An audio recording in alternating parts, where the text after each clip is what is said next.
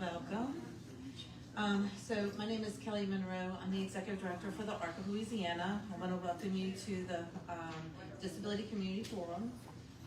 We have 6 candidates here, so thank you so much, you guys, for making time to come to our forum. We have some predetermined questions that were done by a group of stakeholders. If you haven't already, there's some at the table in the front, as well as a booklet of each candidate here today. If you have any questions, please kind of like hold your questions till the end, and then but jot them down, and hopefully we'll have some time to go over those. So thank you so much. I'm going to go ahead and turn it over to our first question, Jaquil.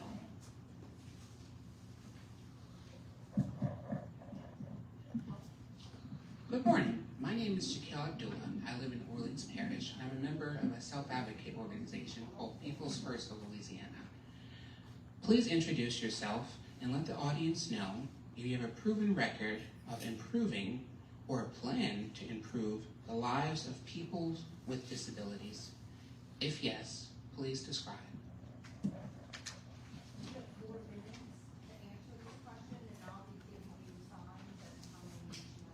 Awesome. Well, thank you.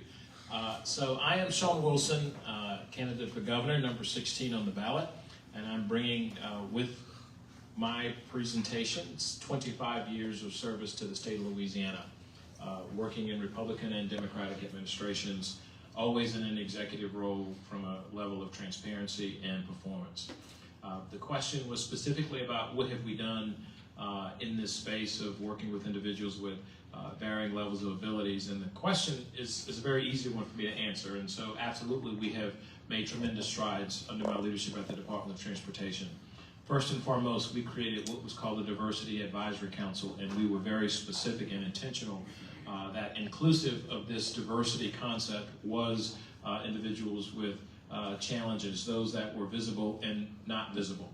And so we had a large effort to help ensure that we were being compliant in the state in terms of our policies, but also in terms of our facilities in the Department of Transportation, and we made tremendous improvements therein. We've also worked very closely with many of your organizations in terms of applying for federal funds and working with U.S. Department of Transportation to find ADA compliant equipment all across the state of Louisiana and pushing that out so individuals can take full advantage of it. And then we've also worked with advocates. So I've worked with the Governor's Office of Disability Affairs because we had the largest number of individuals with known disabilities at our department, and we were recognized for ensuring that we had training programs available to them. Everything from ensuring that we had equipment to communicate, ensuring that we had translators and sign language providers at every all department presentation that we did. And so we were very cognizant and aware of what that means for our citizens, as well as our participants. As governor, I intend to do more. So as a part of my administration, the Governor's Office of Disability Affairs will absolutely be a part of the cabinet, where we will include them not just in terms of engaging and reaching out, but in terms of being inclusive and working with every agency in the department from a policy perspective.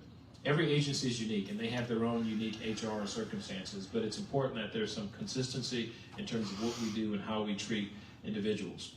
Last but not least, I will tell you there's an opportunity for us to do additional work in the workforce to recruit other individuals with different levels of abilities to serve in the state of Louisiana in every agency. And we will prioritize that in my administration. I think it's important that we are inclusive.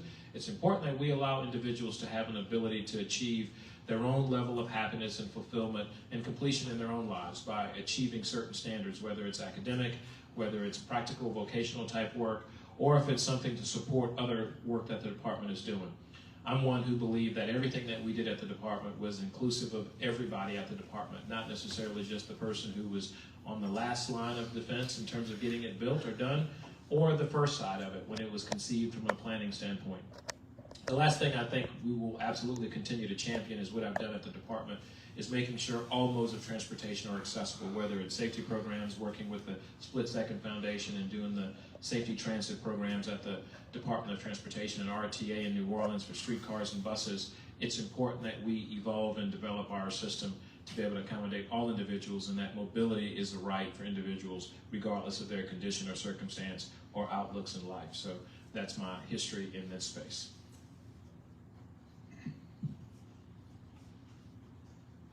Hi, my name is Steve. Wow, that was loud. Hi, my name is Stephen Waguespack. I thought I'd stand up just so folks in the back could see as well. I appreciate the opportunity to be here today, and I very much appreciate you all being here today. I know it's an audience filled with some are consumers of therapies and products, and some are purveyors of that, and some are here just because they're informed citizens who want to help a good cause. But thanks to all of you for your role in this important issue.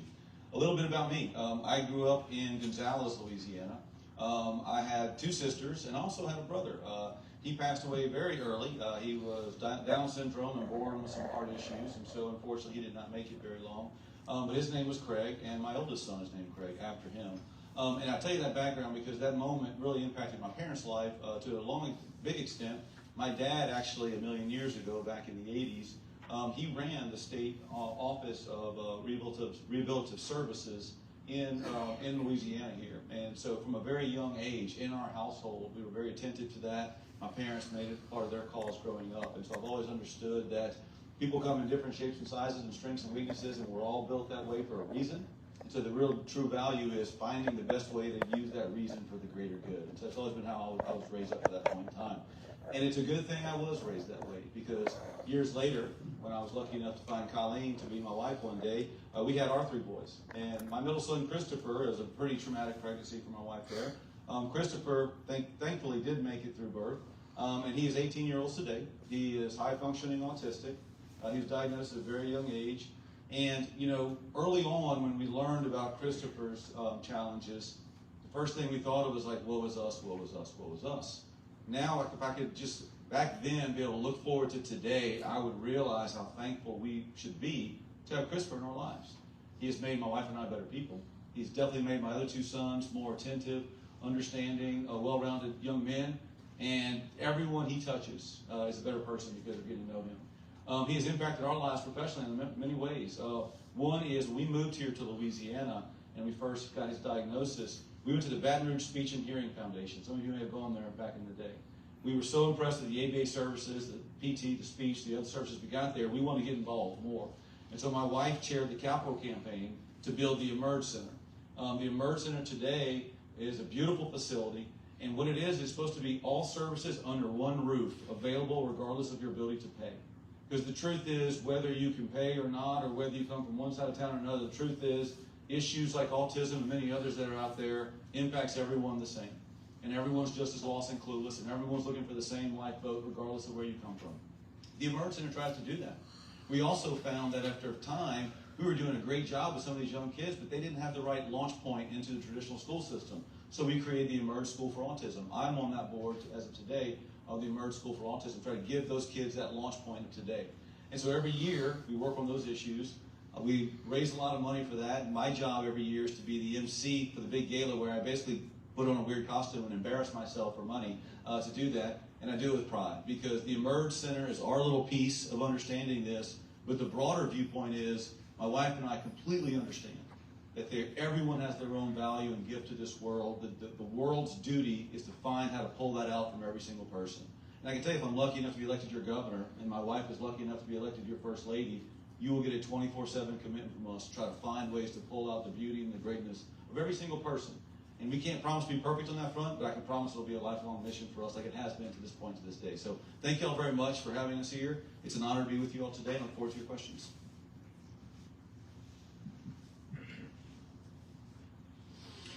I'll stand up, not because I think like my brother Steve, but because I want to point one or two people out in the room. You know, the questions that you sent us and the question that you answered. Yeah, I'm Hunter Lundy from Lake Charles, and I've been a people helper for 40-something years from all walks. And yes, I've helped the disabilities community, and I want to tell you how. But I mean, there's people in this room that have trusted me enough and have given me enough advice. One of them is Brian Hinskins there. Years ago, I represented his mother and all the siblings in that family when their daddy was killed. I represented his brother, the senator, when he got his arm hung in a rice auger. So I've been helping people in many walks for many years. But I want to talk especially about my great nephew. My older brother died in 2015, and his son was 2 years old. And Jones Cole Lundy was born with epilepsy, mitochondrial myopathy, and a genetic mutation. And of course, at the time, David, my nephew, they were living in New Orleans, and they were trying to get the best health care they could get. Ultimately, because of a school, the examination of compliance from a certain school, which was totally unjust, led them to move to Austin, Texas. Today, it's projected this child who hadn't had a seizure in 2 years, and he's been able to hold food down for the first time in a couple of years. You know, he's projected to graduate from high school when he's 19 years old. So this is a miracle working group. And so the question is about my involvement. Yes, I left the law practice in 21 to run for governor, but I hired a guy that was Asperger's 10 years ago. One of the brightest lawyers in our office has Asperger's. And yes, you know what the limitations are, but he's got a brain that's incredible. And so you asked me what my involvement has been. I have another law partner who had a nephew that she helped raise that was born with cerebral palsy, and that we've given to that. 10, 12 years ago, I helped start a youth camp in Missouri and building a chapel that's about finished with it now. And we ran a program. We had to shut it down during COVID, but it was called Horses That Help. And so we would have once a quarter, families bring their children there, and we would have games for the siblings and give parents a 24-hour rest. Well, we had volunteers put a child on a horse for 45 minutes in the day. And of course, we were always telling them that the horse had a testimony, where the horse came from was important, that we shared that message too. So I've been involved in helping disabled children, and I've been also a person who's looked at the cause as much as the effect when it comes to autism. And so I've examined it very closely, and I've looked at what's causing, and I can say that for later, but if you get a chance, the Epoch Times newspaper that comes out of Houston, they have run a 7-series newspaper on EMF. That's one of the issues. I know vaccines are an issue. There's many issues about what causes autism. When I was born, there was 1 in 10,000. Today, there's 1 in 27 males with autism. So again, I'm a guy that's looking for the cause, but I hired Miss Hill back there, Carolyn Hill, who's a social worker that's worked with disability. She's my statewide campaign manager, and she came to Louisiana from Miami. She got her first degree from Southern. She got her master's degree from LSU. She's working on her PhD. She's been a great advisor to me. There's other people in this room that have been advisors to me. So I'll be the governor that doesn't pretend to know everything, but I'll be the most caring governor that this organization and this group of parents and professionals have ever had. And yes, there'll be a liaison to this community from me in the governor's office. And I have more things to share, but she's given me the index finger, telling me that that's all my time. Thank you.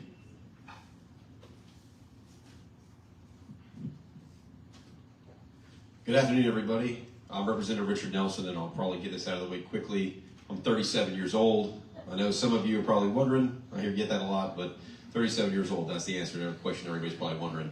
I'm from Mandeville, represent Mandeville in the State House. I grew up in Mandeville. I was actually valedictorian at Mandeville High. I was an Eagle Scout, went to LSU, got a biological engineering degree and a law degree from LSU, and then spent 7 years in the Foreign Service, the U.S. Department of State, going all over the world. Lived in Germany, Washington, D.C., and the former Soviet Republic of Georgia. Came back home. My wife and I, we had our second son at the time. We said, hey, let's go home and raise our kids back here in Louisiana. Moved back to Mandeville and then ran for the state legislature, and I've been there since 2019. It's been an exciting ride. We've had a lot of stuff happen, of course, over the last 4 years. I kind of got a trial by fire in politics and everything else. Don't have any politics in my family. I get that question asked a lot. My dad was actually an IRS agent, which is like the opposite end of popularity from a politician. So that's what we had to do. But the legislature, I focused on a lot of issues, especially tax reform and education. Those are things that really matter a lot to me. But, I think that there's a lot of things we can do good in Louisiana. That's why I run for governor. So one of the things about the disability community, one of the most inspirational figures in my life has been my older brother. My older brother, John, actually was severely hearing impaired. They didn't find that out until like his first year in high school. And so when they went, and the doctor or the teacher had said, hey, I think something's wrong. He seems to have, be struggling. He went to the doctor and they said, son, you must be the best lip reader that's ever existed because you got this far without barely being able to hear. And so my brother now is actually a doctor. He's a pathologist in Biloxi. And so he's really come a long way from, struggling to do algebra because he couldn't hear anything in class, and now he's a doctor. So he's always been a really inspirational figure for me, kind of a mentor and another father figure. He's 9 years older than me, so he's always been there to help me out, and I, really appreciate that. In the legislature, I've been fortunate to be, kind of a front page or a front seat to a lot of the fights, a lot of the battles. One of the things I enjoy every year is, I have all the people right when, as soon as Christmas is over, you have everybody show up to talk to you about what's going to happen in the legislative session, and you always have disability advocates that come and sit with me in my office, and they kind of lay out, these are the things that we're working on this year, and we'd appreciate your support. And I've been fortunate enough to be able to support them every year for the last 4 years. And I think that's a good thing, because, honestly, listening is the best way to find out what issues everybody has in the state. Me personally, whether or not it touches my life or my family, that's where I get a lot of my experience. But I think sitting down and talking to people, showing up and listening about what their problems are, it's always been very important. And then, luckily, I think you guys have a very engaged community that's always willing to show up, that's always willing to put in that effort, and I've always been there to listen. So I appreciate that. And I've been able to support those initiatives in the legislature over the last 4 years. And I can tell you as governor, I'll continue to support that in the future. So thank you very much for having us here today, and we appreciate the opportunity to answer the rest of your questions. Thank you. Well, good afternoon. I'm very happy to be here. I'm John Schroder. I'm currently your state treasurer, finishing up my 6th year. From Covington. I'm from Metairie. I was migrated to the North Shore 41 years ago, though. So I told a young person the other day, they asked me about my accent. I said, I've been living over here longer than you've been alive, although she was born and raised there. But Ellie and I met in college. We've been on the North Shore since. We did spend some time in the military. I'm a former CID agent. In the Army, I was a narcotics agent, had a retina hemorrhage when I was about 29, which I deal with today. But I often tell people God had a different plan for Ellie and I. So I've been in the business world for over almost 33 years now.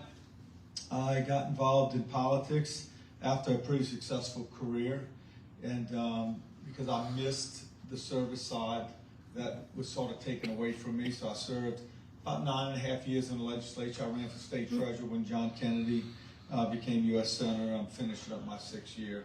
Very early this year, I decided I wanted to run for governor because I saw the problems firsthand, both from the legislative standpoint.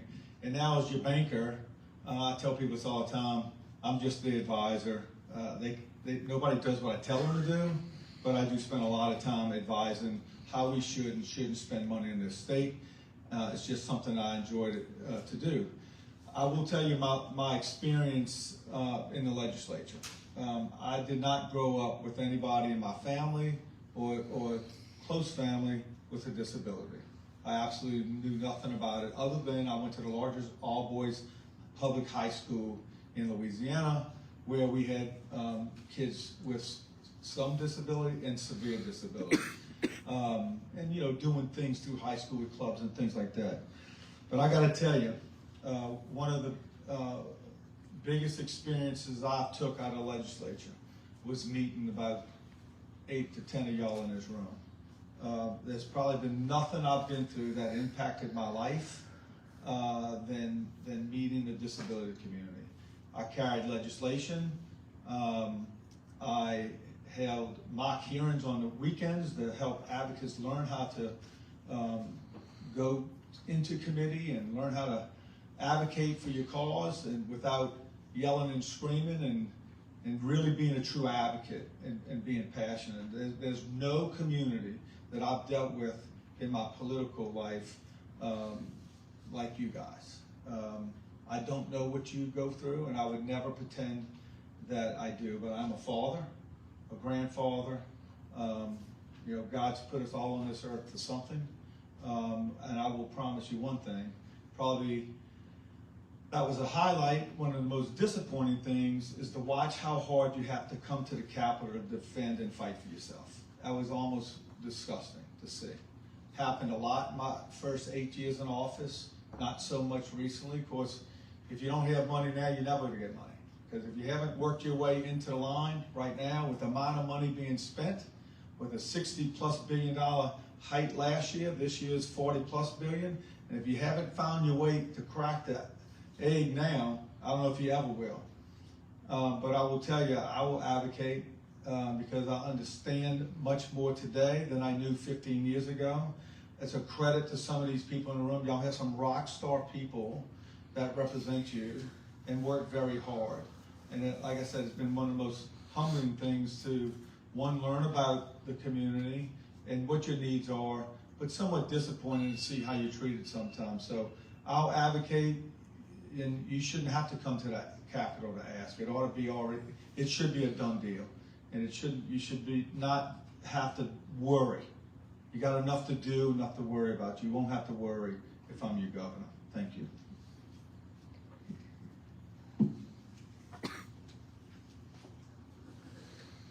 Well, thank you. I'm Sharon Hewitt. I live in Slidell now. I grew up in Lake Charles. And my first experience with ARC really was the St. Tammany ARC. They ran a dry cleaners. And that was kind of a cool thing. And so we used the Stark dry cleaners for many years in Slidell. And then after Hurricane Ike happened, for those of you that are in the Lake Charles area, this was all before I was a state senator. I ended up doing a big uniform drive, and we, of course, got everything dry cleaned, and we took it down to Johnson Bayou, which was devastated there in Cameron Parish. And one of the things we learned is the ARC in Lake Charles, and I don't know if anybody's here from Lake Charles, but they made these little chair back pocket things that would hang on the back of the desks, and they all got lost in the hurricane. And so we had the ARC in Lake Charles make some new chair backs. And so that was kind of my first introduction. That was as a volunteer, kind of a PTA mom, and that was our way of giving back to all the communities that had helped us after Katrina. But as a state senator, I've had an opportunity to be so much more involved with you all, and I have served on the finance committee, and I can remember after first getting elected, I've been there 8 years now. I came in when Governor Edwards came in, and we had the big fiscal cliff, and so we started all these hearings immediately about what are we going to do with the $2 billion fiscal cliff. And of course, you all were on the chopping block. Every program that you had and everything that was important to you was on the chopping block. And I sat through hours and hours and hours of testimony with many of you there in yellow shirts explaining to us why this would be devastating. And I heard your stories, and I cried with you in the hallways. And I got to meet your children and those that you care about, your family members.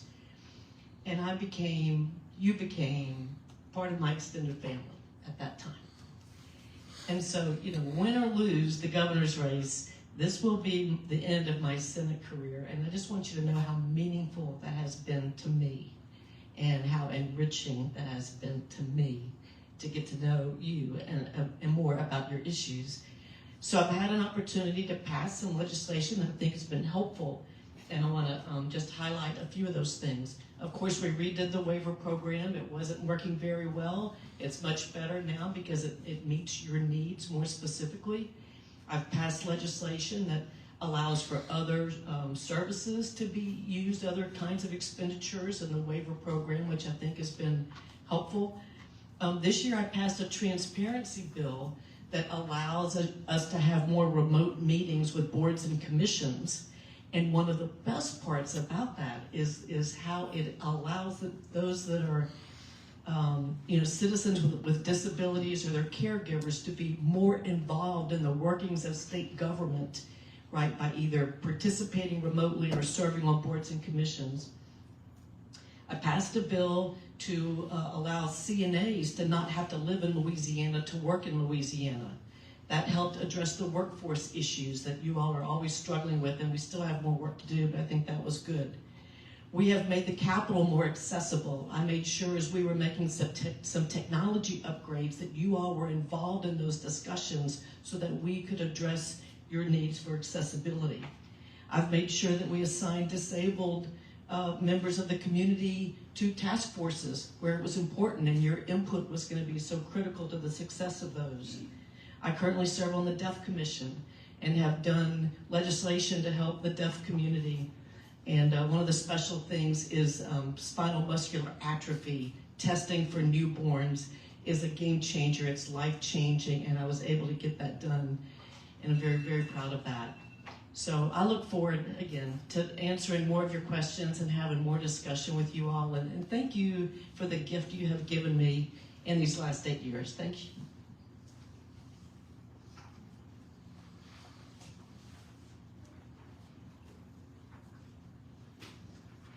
Hi, my name is Sandra Trammell. I'm a parent of a daughter who's 21 years old with a developmental disability.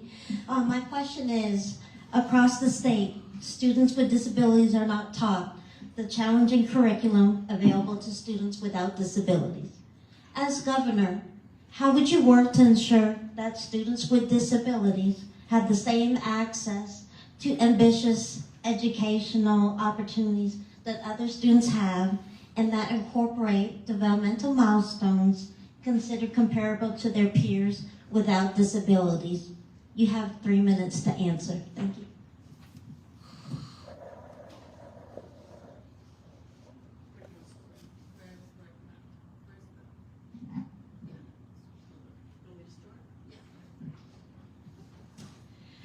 Okay, that's a great question. Thank you.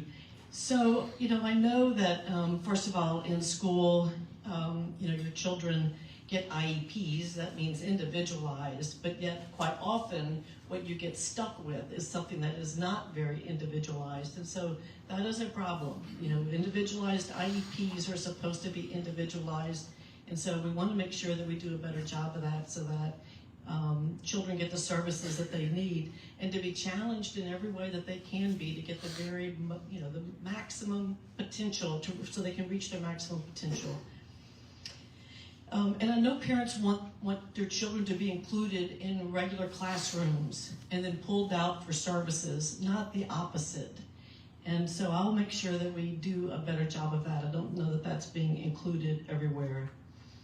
One of the prompts had to do with LABI, and I'm not sure if I'm saying that right, but that is a college program, for students with disabilities. And we have some of those. I know we have them at Southeastern and UL and Nichols. I think there are other places where we could do better with that, maybe in the Lake Charles area, the Alexandria area. There's some discussions about that so that we can give them more of a college experience that would be appropriate for those students.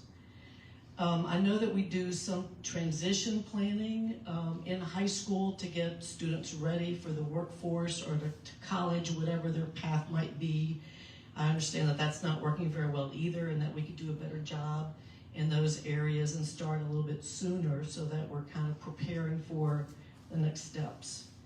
The Louisiana Rehabilitation Services need to be better funded. I was shocked to learn recently that we're leaving money on the table.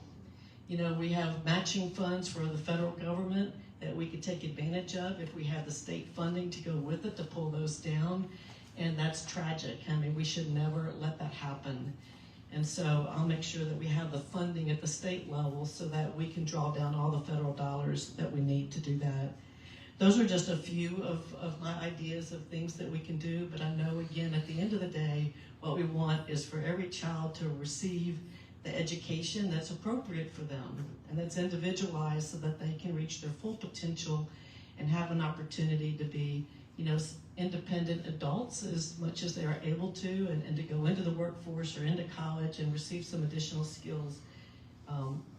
And so that's what I'm going to work towards. And again, with your input, I think we can be successful. Thank you.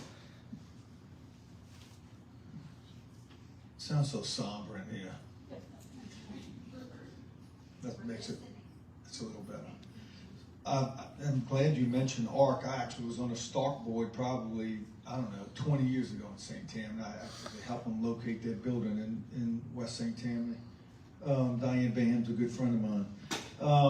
Look, a lot of things. I think it's important in no particular order that the governor appoints 3 members to Bessie. I think one of those folks need to have a very strong understanding of what happens with kids with disabilities in our schools. That's incredibly important. One of the things I did in the legislature, or the legislature did, I just moved the bill and filed a bill, but I filed a bill one year that would give a pathway to a diploma for kids with disabilities, which I thought was a major piece of legislation, and we were severely behind nationally. And I'll tell you, Ashley McReynolds sitting over there was a big part of that. It was a big lift. We had to really fight for that. And then the next year we filed another bill that would catch up.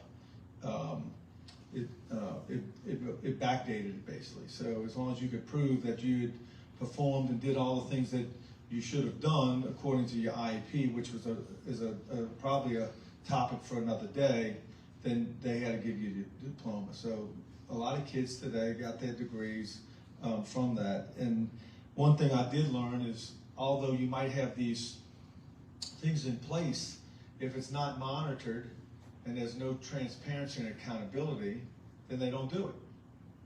You know, the IEP is there for a reason. I'm married 38 years to a retired teacher and assistant principal. And,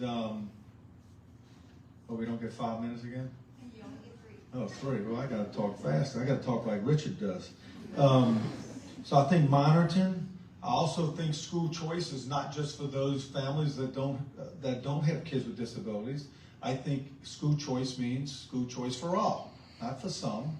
But look, you have to communicate what your problem is, because I will tell you this: some people don't know. Or at least I always give somebody the benefit of the doubt that they don't know. So you have to educate them. We have to tell them what the needs are, come up with a plan, and then hold them accountable to that. But school choice is important to me, but it's not just important for you guys. Across the board, I think parents should have some choice with their kids, and there shouldn't be any situation where there's discrimination. Because I want to at least give somebody the benefit of the doubt and say we need to educate them. Is it hard stuff? I'm joking. I don't know why he says I talk fast. I never heard that before either. No. So there's a few things. So I have 3 children. They're 9, 7, and 5. So education obviously is in the kind of forefront of my wife and I's mind all the time. They go to public school in Mandeville, so they actually go to the same elementary school that I used to go to. And so my wife and I have been pretty involved. She's president of the PTA. She kind of sees it every day. I get emails all the time from parents that say, hey, do you have any idea what's going on in schools? And I was like, believe me, I listen to it. I hear about it from my wife and from my kids every day. So it makes a difference to me. In the legislature, I've worked a lot on literacy. And really that came out of COVID when my kids came home. I got to see, hey, look, well, what are the challenges? Why are they struggling to read? Why have they not really learned how to sound out words? It's kind of a departure from phonics. And so I brought bills in the legislature to really focus the curriculum on phonics, as well as I passed a bill this year that said, if you can't read at the end of 3rd grade, you get held back and you give an extra intervention. I think really that focus on literacy is really important for everybody, because really that's really the first step in being independent, being able to learn. You got to go from learning to read to reading to learn. So that's been, I think, very critical. One of the things too is along those same lines, I went and testified at Bessie. I was the only public official that went and testified to put the first voucher school, or not voucher, charter school in St. Tammany Parish. And it was the Louisiana Key Academy, basically for dyslexic students.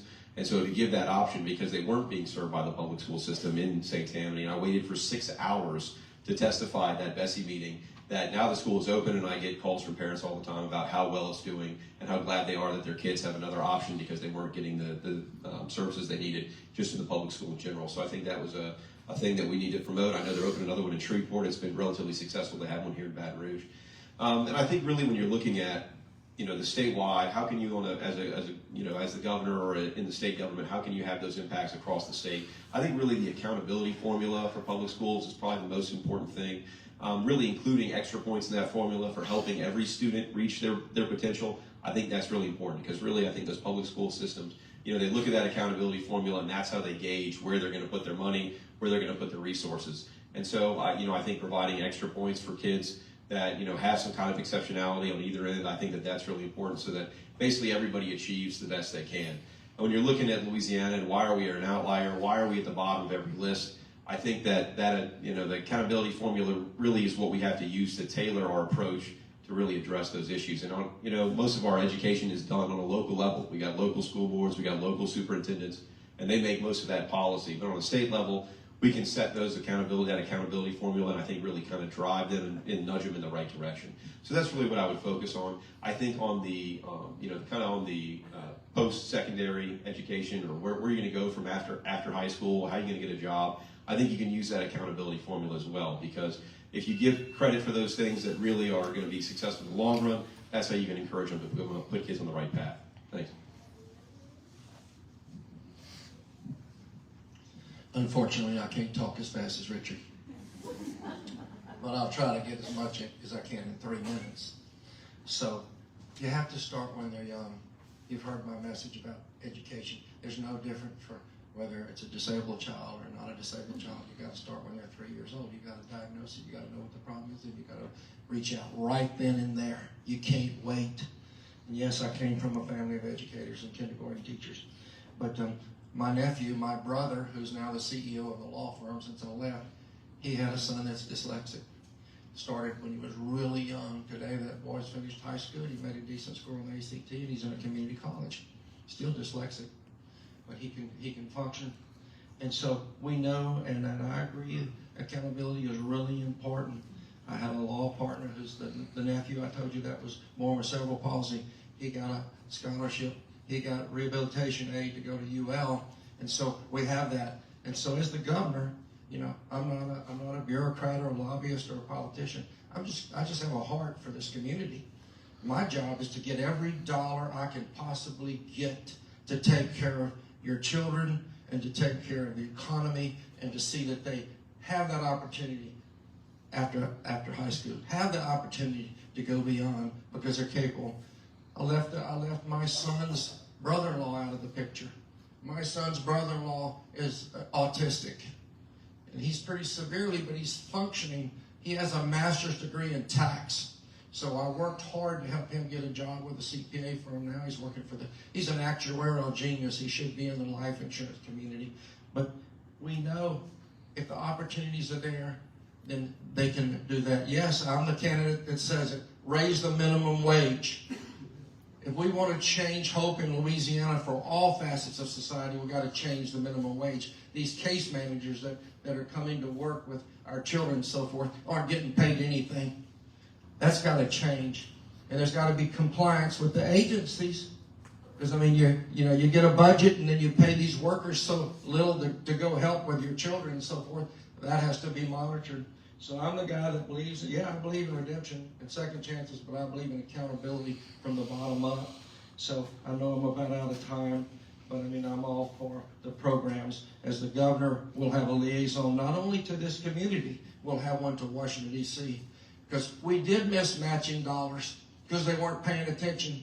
I talked to Kate Brumley not long ago about the fact that money was missed because somebody wasn't watching. So we're going to have somebody watching Washington for every federal dollar that can come to Louisiana that can benefit one of your children and one of the people that you work for. So that's what I offer. I have a little wisdom, and I certainly have a good work ethic, and I love people. Thank you.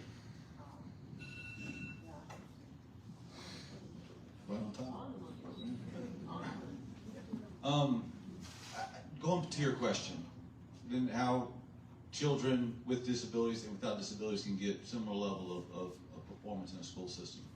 I think it's important to remember that when a parent first gets that diagnosis, the amount of questions they have is overwhelming. And there's no clear path for a lot of these decisions. And you go to doctors and therapists and counselors and all that stuff, and you get good, all well-intentioned advice, but it just gets overwhelming. And so I think any solution to this has to be simple.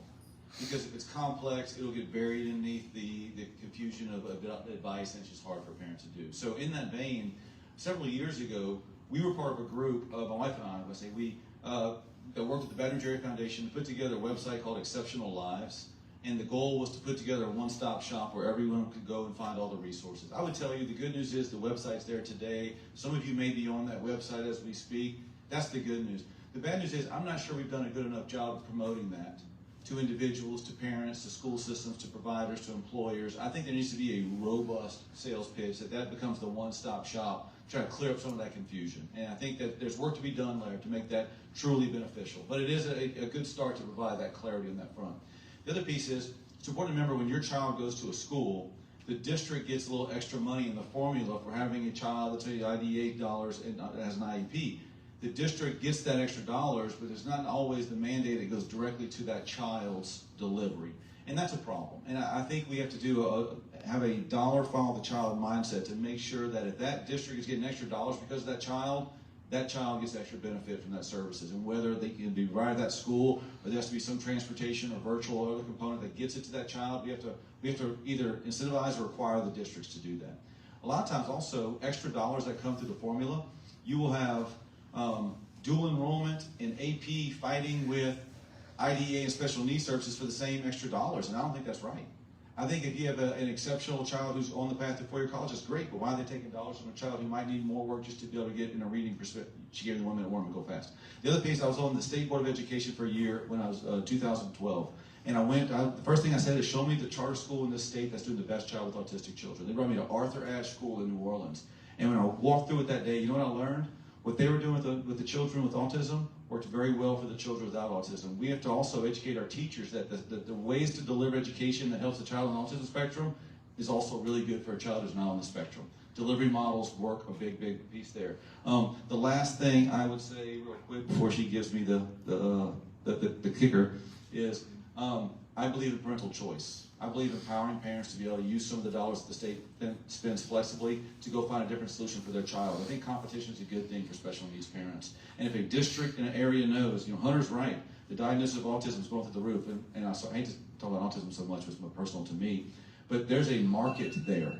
If we make those dollars fungible, then the market will respond and give parents an option in ways that we can't even envision to this point in time. So I think parental choice is a great gateway to bring in new delivery of services for those parents.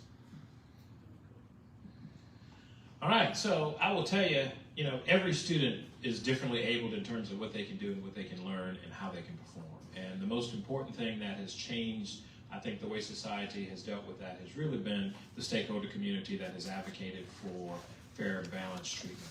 It's also the case law that we've had across the country that has made states and governments more accountable for that. Here's what we need to be doing in Louisiana. One, we need to be making the investments that are necessary at every level, whether it's early childhood education or K-12 or at the university level. I know firsthand, when I was student government president at USL, we dedicated student resources for disability awareness on our campus to assist students who had challenges and needed additional equipment and resources to be able to exceed because the state didn't provide that.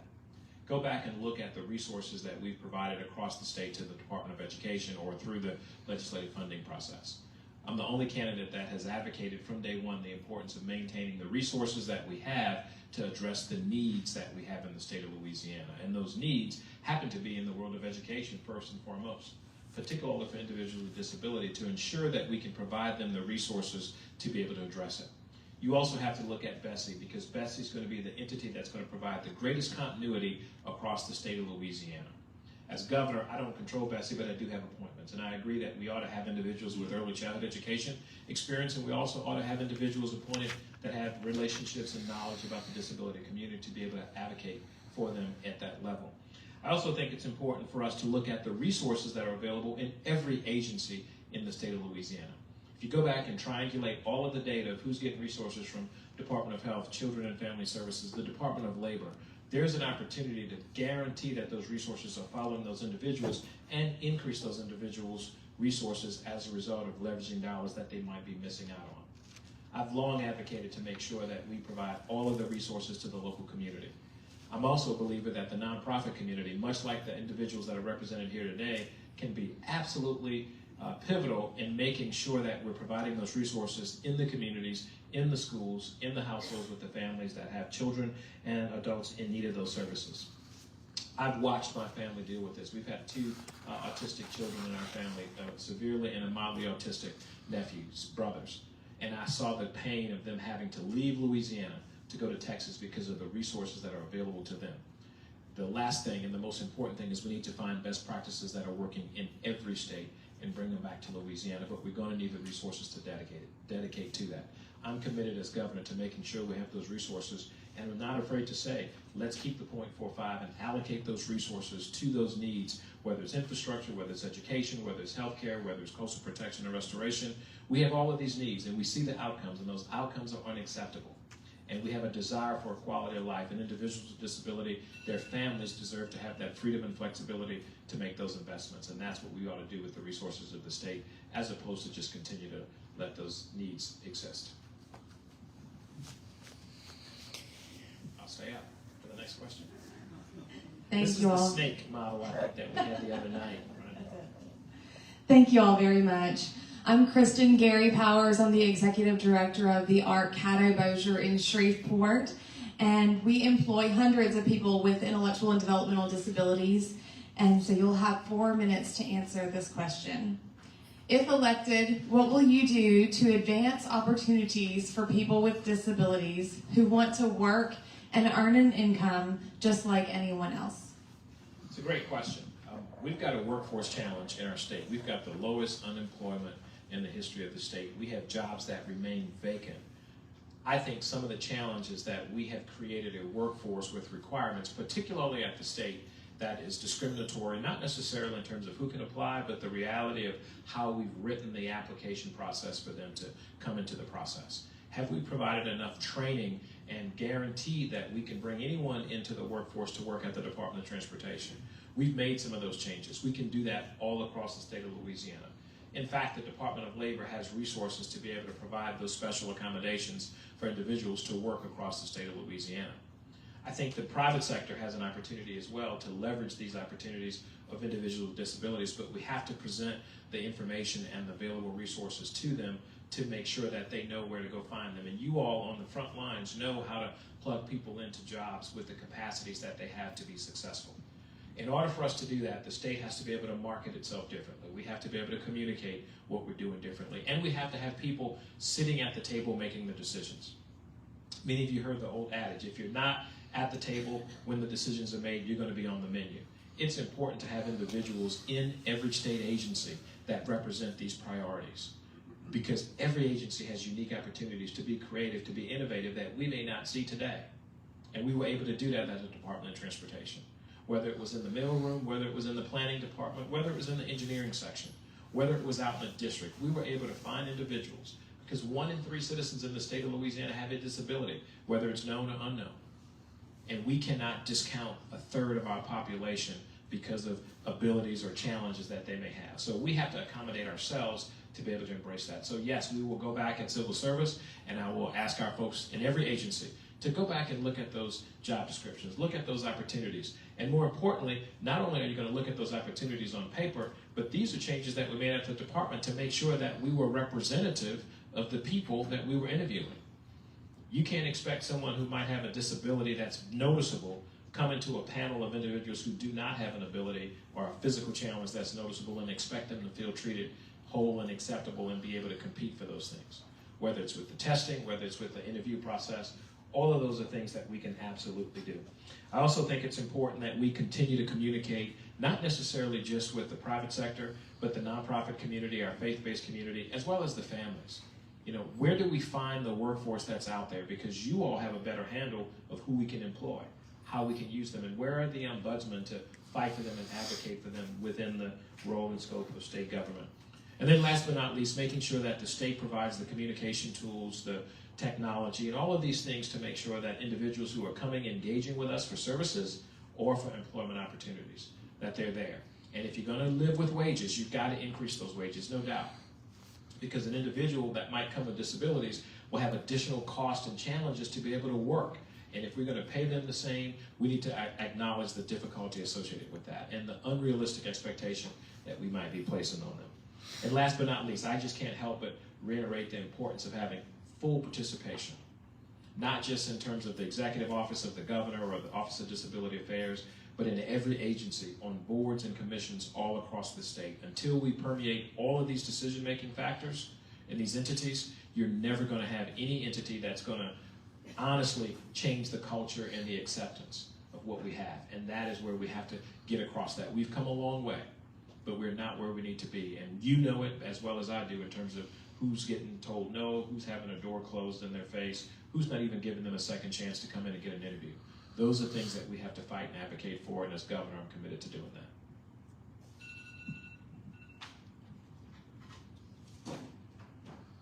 You know, my wife's name is Colleen, And so she's a fantastic person in many ways, wife, mother, all that good stuff. But she's also a small business owner.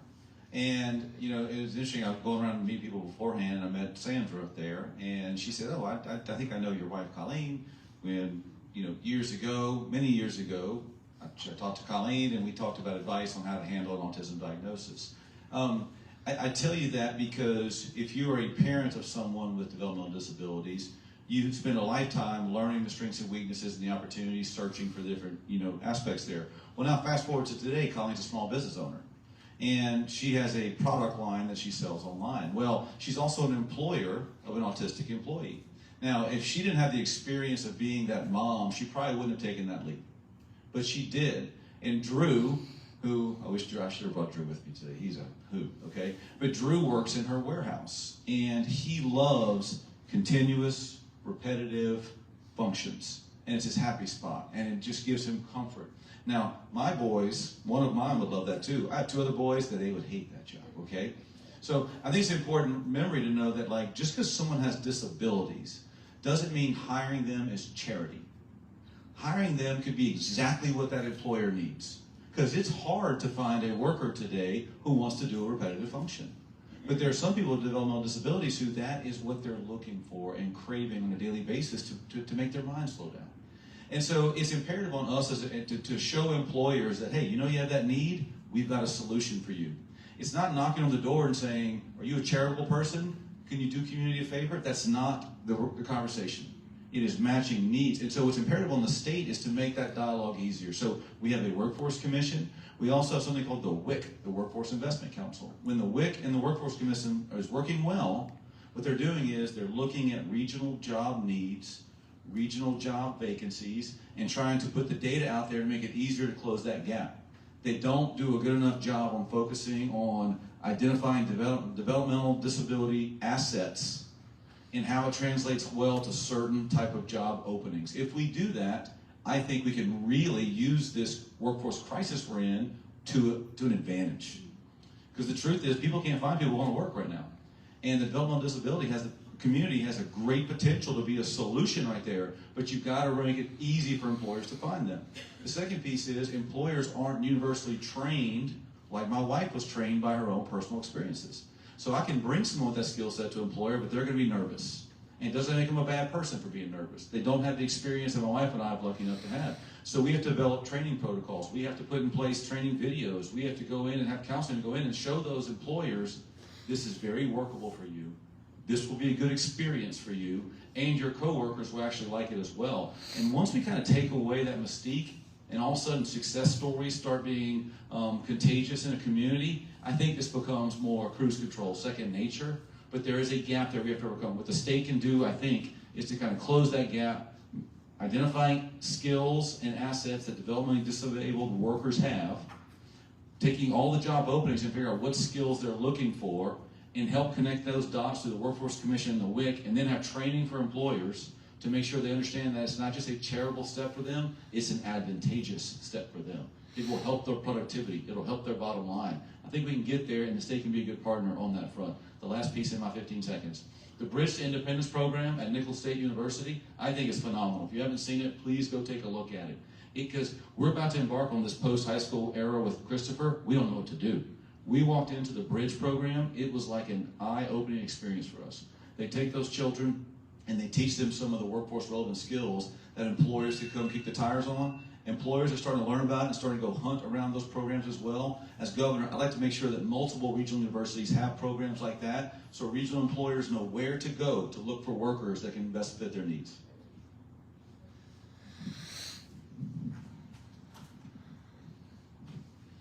I was trying to make a list and the question was asked. Of course, I've already said the first thing on my list is that we're going to increase the minimum wage. And the minimum wage is really just about hope. You know, the minimum wage is not enough, but I mean, giving people hope is important, especially single moms who have to have second jobs to support their children. And we have 800,000 of them in Louisiana. And so we've got to do the right thing, and that's the right thing. I wrote down that we're going to give employers tax incentives. We're going to increase the incentives. There's tax credits that are available now, and so then we're going to do that. We're going to incentivize them. And again, we have to be, the educators have to be educated. I mean, people need to know what the disabilities are and what their performance level is and what they can do, because this community can be very productive to our society, and we want them to be there. And I can say I've done it. You know, I did it with a lawyer, and so knowing what his skills were and his exceptional skills were, but his limitations were, then we have a law firm that we work with that. And so I left that, and that's left up to my partners, my former partners now. We're gonna get in the middle of this this Medicaid waiver business. They delay the Medicaid waiver uncrazily, and so we don't need people having to wait 4 and 5 years to know whether or not there's going to be a Medicaid waiver. We need to know people that can be productive in society and still get their Medicaid. And yes, I made the statement earlier today, I'm going to undo everything that Governor Jindal did when he was governor of Louisiana. Because he hurt this community as bad as hurting public education, as bad as hurting health care. So that's going to be an effort that I try to do.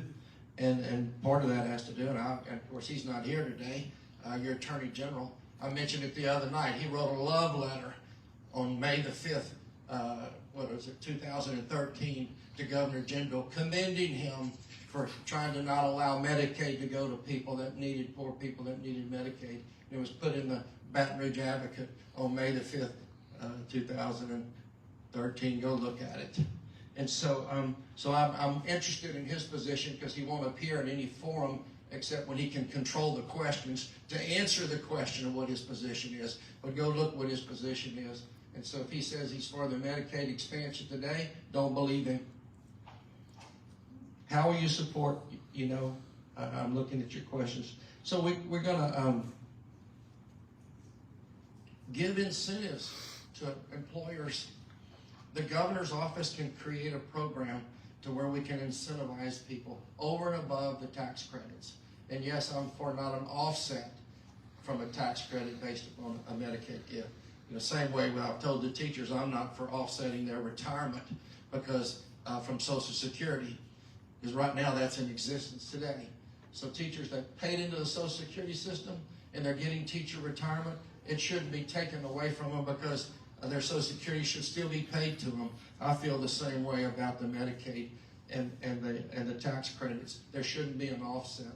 So that's an incentive to people. It's an incentive to employers. And so we'll come up with more ideas. And again, I've always employed people smarter than me, and we'll have people smarter than me. I'll be listening to y'all as to what needs to be done. You will be the ones making the decisions, and I'll be the guy trying to get the money to do every program similar to it he's talking about in Nicholls State today. It's a great program. We have to have that in every college, every university for this community.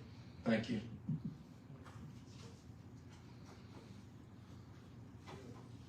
So I'll try to be brief on this one. I went over on the last one, so I'll try to give you some time back.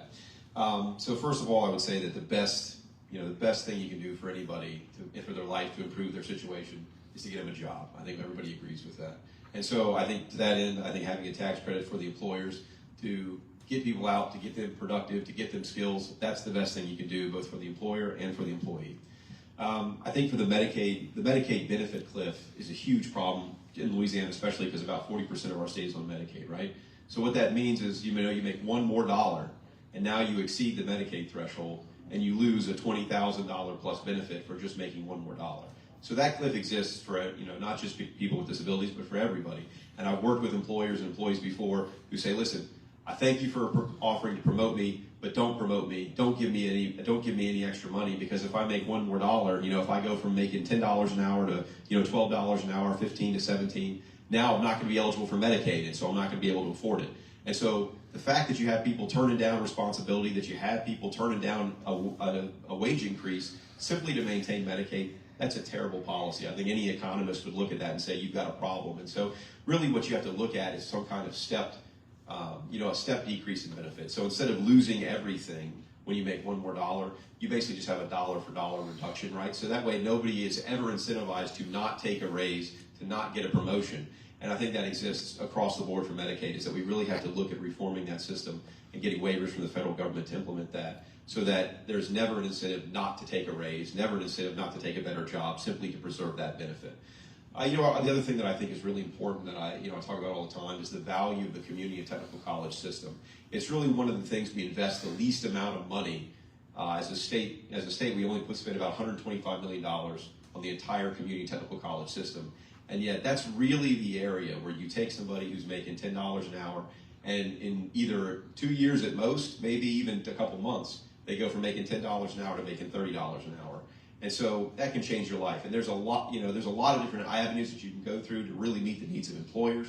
But one of the interesting things about it is in Louisiana, we have the highest tuition for community and technical college system in the South, the highest tuition. So for people who have the most and greatest need to really change their life by getting some kind of technical certificate, getting some kind of credential, getting an associate's degree, we put the largest barrier in front. And then we tell them, oh, by the way, if you fill out all this paperwork, if you wait a few weeks to figure it out, while you're working, your 2 jobs that are paying you $10 an hour, then maybe one day you'll get the tuition credit so that we'll waive it. It's not going to cost you $5,000.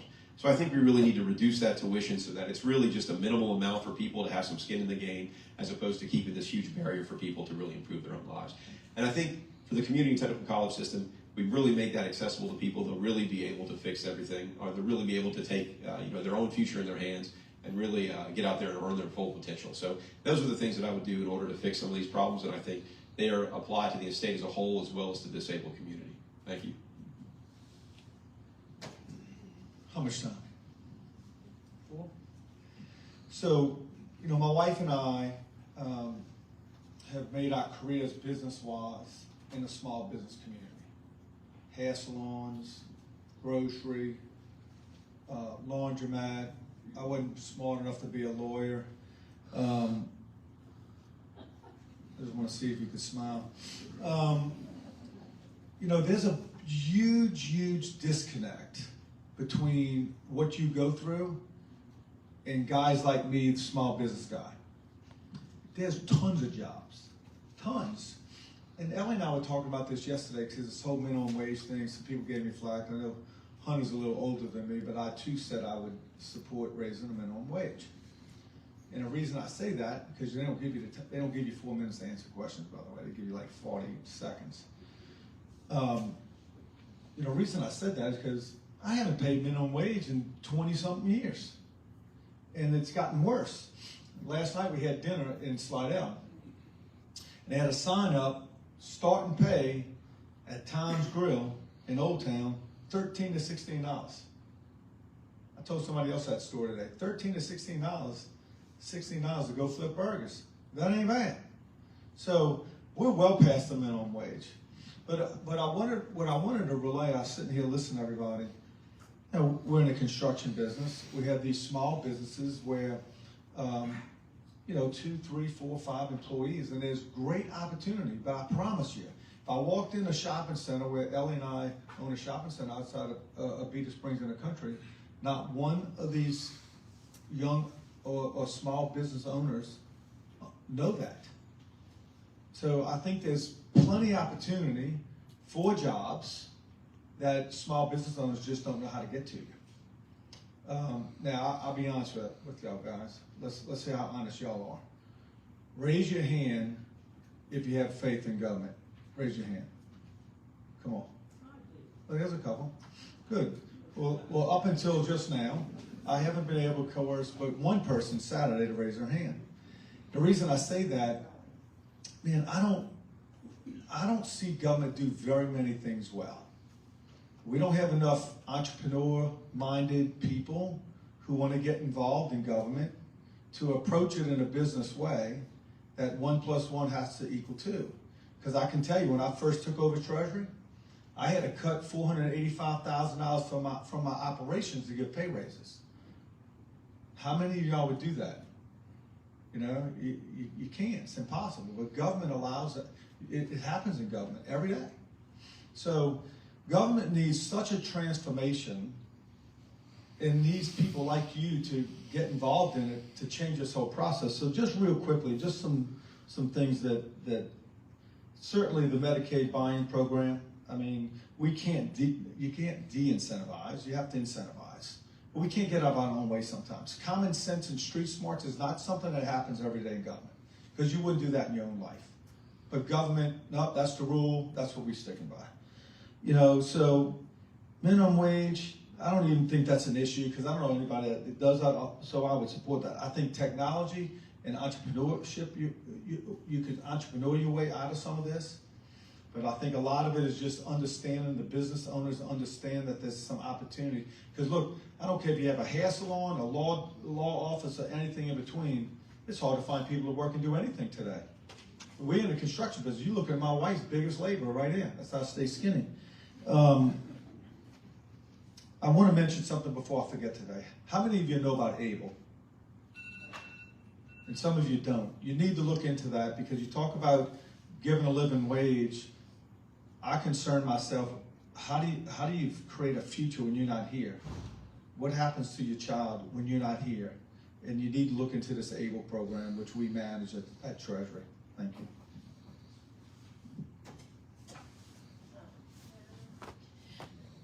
There was a young man that worked at the Winn-Dixie, where I grocery shopped for a long, long time, still do.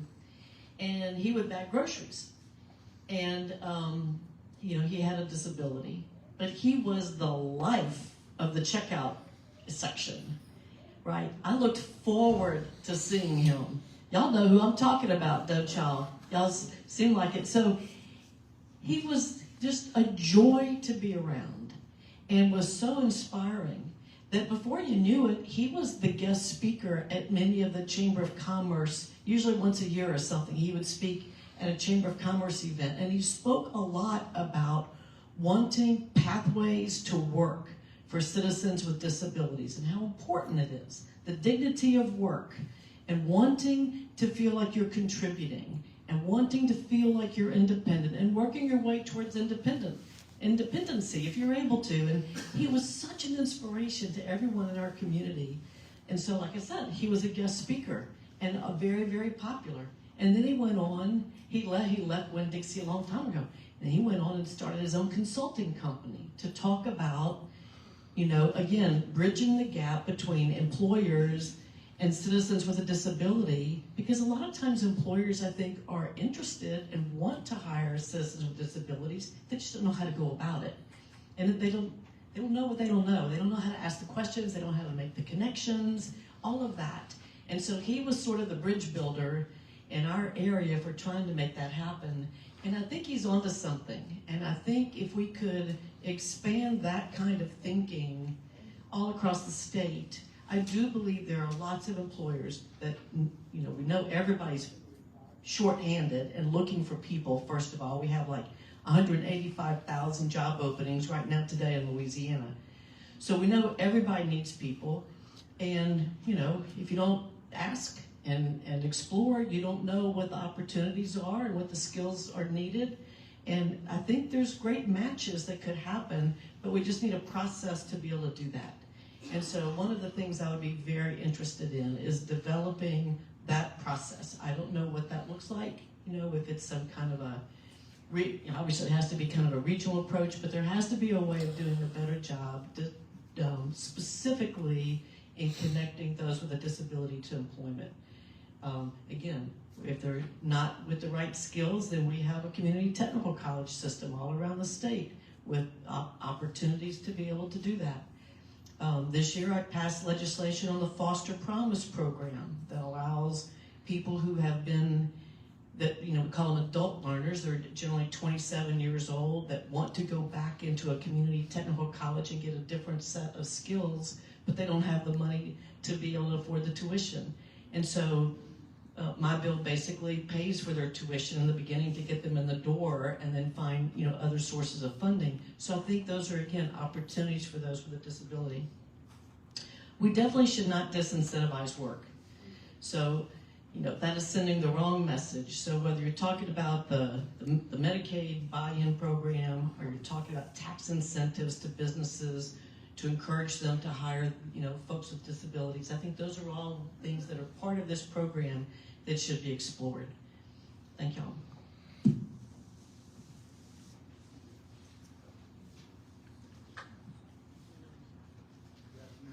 Is it working? Yeah. Good afternoon. My name is Brian Henskins. I'm the CEO of Lork and Lafayette, and we all want to thank you for your time and your presence here today. My question to you is this. Louisiana is having a significant workforce crisis, and as we continually look for the reasons for this crisis, we found that Louisiana is currently $5 below the national average for provider reimbursement rate, which has a direct effect on the hourly rates offered to direct support professionals. In other words, this low reimbursement rate is one of the leading causes of the workforce crisis. So, how will you ensure that children and adults with disabilities have the direct support and services needed to continue living and working in their communities and stay out of expensive Medicaid-funded, state-run institutions and nursing homes? And you have 5 minutes to answer. Thank you. Well, thank you. This is a huge problem, I know, because you can't get someone to come to your house and provide services for $9 an hour or whatever the number is. It's ridiculous. And, you know, people who work in healthcare, I find, are very compassionate, right? They're working just like teachers. They're working because they feel a pull and want to help people. But gosh, they have bills they have to pay, and you can't ask them to do it for $9 an hour. And so, yes, we did make a little headway over these last few years in the legislature with bills to try to help increase the rate, the rebasing and all of that. We struggle a little bit with, you know, do you pay it to the providers and they figure it out, or do you increase the pay directly to the, you know, to the professionals, the direct support professionals? I don't know if we have figured that out exactly, but bottom line, we know however you slice it, it's still not enough money, because those healthcare professionals are in high demand right now.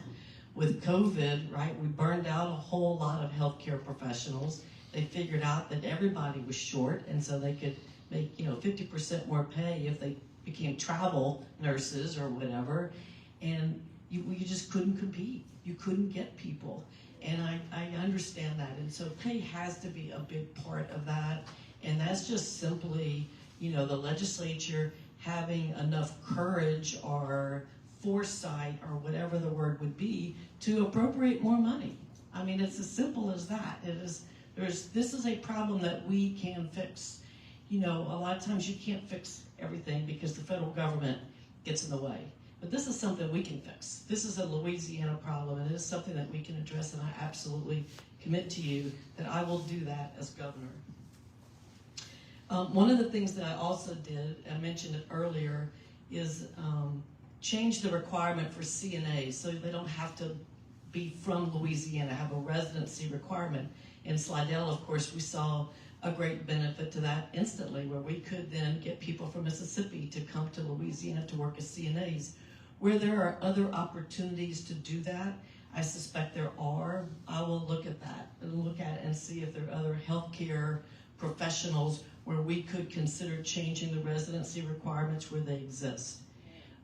What I am also willing to do, interested in doing, we've done some of this, we need to do more, is add more healthcare credentials, degrees, etc. at more universities. For example, nursing. You know, we have recently authorized for McNeese to offer a nursing program, for example. I think there are other places where we can do more of that at our community colleges as well as universities, so that we're growing our own talent. We're growing our own people so that we can try to address that workforce shortage. But you still have to pay them enough, right? Because you're competing, you know, they can work in many different venues as a healthcare professional, and you're having to compete with those groups for workers. And I know that that's just impossible at $9 an hour. So I'm very committed to doing that. I also know we need to do some work on our self-directed program. I've got friends that are, you know, involved in self-directed, and gosh, if it's not hard enough already, it's even like twice as hard in a self-directed program, because you're not getting the information, you're not getting the help, you're not getting the support. It just seems to be a really broken system from my viewpoint, and those of you that are involved in that, you know, you're having to do, again, everything it must feel like on your own. And so I think that there's more that we can do with that program to help stand that up, because for some people that is absolutely the best solution. It gives you an opportunity to pay people what you want, I believe, instead of being stuck at the $9, but we have to kind of figure that out. I think that's it. I think those are kind of my main points. But I'm very compassionate and very much understand how difficult it is for you to get workers. But I think that is something that we have the ability to fix. Thank you. You know, I guess I want to start off with this. I think it's, you know, one of the things I talk a lot about why I'm running for governor, because I believe government needs to work more like a business. So I ask a lot of questions, and I would ask y'all, what grade would you give LDH right now? Mm-hmm. An A, a B, C? Who would give an A? A B? C? D? Come on. It got to be a D plus, huh? So, no, and I ask that for a reason. Because this is what happens in government, y'all. And civil service creates this problem. And I know this former secretary is here, and he's not going to like when I say this, but it's just the truth. When you talk to people about government in general, they just don't have a lot of faith in anybody in government. As soon as I tell them I'm the state treasurer, I get these looks, you know. But I can tell you what I did as treasurer. And this is how entrepreneurs think. Because there's just not a problem that I don't believe if I put the right people in a room, we cannot fix. As long as you educate yourself and bring people to the table who know more than you do, we can almost always find a solution. Now, money's always going to be a problem. 4.6 million people. I said this earlier this morning. Our state fund, our budget this year is about 42, 44 billion. Only 10.5 billion is state general fund, undedicated dollars. Think about that. We're a poor state, we're an unhealthy state, we're an uneducated state. We got big problems. Nonetheless, I believe most problems can be fixed if you have the right mindset. And I just used the unclaimed property program as an example. When I got there, we were 37th, 38th in the nation. 2 years ago, we were named the top program in America. We received the award. We've done more returns in the last 6 years than we did in the first 44 years combined. And when I asked my director, after I finished my first fiscal year, I got there halfway, and I sat her down and I told her, hey, what are we going to do to improve? She got mad. She almost quit. And she was sitting right here, but she'd tell you the story. So what I did was I wanted to bring in somebody from outside Louisiana to come in and analyze the program from top to bottom. And she fought me on it. But we eventually did it. Okay? They handed me a book about this thick, a pamphlet, and I handed it to her and said, do it all. She came back to me one day and said, it's going to cost $300,000. I'll go to the legislature and ask them for that money. And I was the budget guy, as some of y'all know in this room. So I had to go sit in front of the Senate Finance, sit in front of Appropriations, ask them for more money and more people, which I got it. 3 years later, #1 program in America. So you have to go find who's doing it right, because somebody is. Would y'all agree somebody in America is doing it right on disability issues? Well, let's go find them. You shouldn't have to come sitting here and have a meeting, and we ought to be able to go do that. I think that I know enough people in this community that it wouldn't take as long. Again, funding's always a problem, but you can prioritize and you can sort of figure that out, you know, but that's not how government operates. It's like a hamster on the wheel. They just do the same thing over and over and over until one day they retire. But that's not how your business world works, okay? So it's sort of contrary. Absolutely, we have to get to the national average. I'm looking at the questions on reimbursement. And you will absolutely have a seat at the table. And it ought to be done already. Like, you ought to have the table. Not only should you be sitting at the table ought to be yours, okay? So that's a no-brainer. We can't fix things unless you go to people who really understand the problems, who can identify the problem. But I tell people this all the time. I listen to people complain all the time about problems. I want to know what the solutions are. Facts and data. Facts and data, how do we fix the problems? So I would tell you, as you advocate, always, how do we fix the problem? I think we can all understand what the problems are that somebody articulates to me, but how do we fix it? That's what you do in business. You fix things. We don't have that attitude enough in government. on how do we fix problems. And you have to sort of stoke the fire sometimes. As I say, the hamster on the wheel, sometimes you got to stop the wheel and let the hamster get off and find a different way to do that. And that's what I'll do. I don't have all the answers, but I know how to go find it, and I know how to do that because that's what I do in my space. So thank you. I'm giving up a minute. Can I hold that? You're confusing me over there. Ah, okay. All right. So one of the questions I get asked a lot going around, they're like, well, you're pretty tall. Did you play basketball? You know, did you play baseball? What did you play in school? And I tell them, no, I was a mathlete.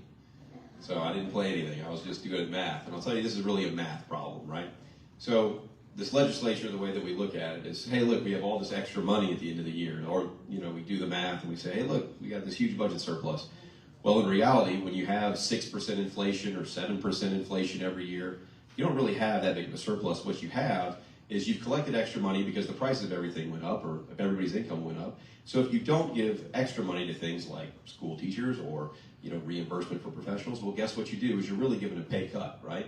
And so that includes even if you give somebody a 2% raise, but inflation is 6%, guess what you did? It's a 4% pay cut, right? And so, I mean, it's just math. And so I think that unfortunately, the government and the public sector doesn't really keep up with that because honestly, inflation really hasn't been that high in the last 30 years. It's been a more recent phenomenon. So we're not used to saying, you know, we really have to give more regular raises and more regular increases in things, especially when they're tied to labor prices. Because if you don't do that, what you're doing is you're continuously lowering the bar. And I think you see that in lots of things, not just in reimbursements, but in, like I said, teacher pay and pay for police and all these other things where we see these shortages of labor. Well, it's just because you're not paying them enough. You know, if you can go to Amazon and make $20 an hour stacking boxes, it's hard to get people to come do other jobs, right? And so the private sector is very responsive for that because the day that they can't find somebody, they'll raise what they're paying the next day. And so, unfortunately, when you're depending on the government to pay the bills, we're a lot slower because the legislature's got to come back next year to figure out if this is still a problem, and then maybe they'll decide that. So what I would do as governor is really prioritize at least keeping everything tracked to inflation so that we don't have this basically increasingly more difficult labor problem. And I can tell you it exists across the board, and I think this is just one example of that. And I think also it's also a math problem when you say, well, if you're not providing this support for this, you know, basically extra support payments for these people that come in and help people and stay in their homes, well, guess what? You're going to pay a lot more when they have to go to a nursing home or something, a private institution, because they can no longer get the care in their house. So one, they're going to be much less happy. Their family is going to be much worse off. But you're also going to end up paying more in the long run of taxpayer money. So really, the return on investment is very high, and it exists both in the elderly community who's trying to save their home and for the disabled community. The more care that you can get in people's houses, they have better outcomes. They live long. They have a better quality of life, and it's much cheaper for the taxpayer. So I think that on the other side is a math problem as well. So I would definitely support continuing to increase that reimbursement so that we can get the people we need to provide that care, because it's going to save us all money in the long run. Thank you.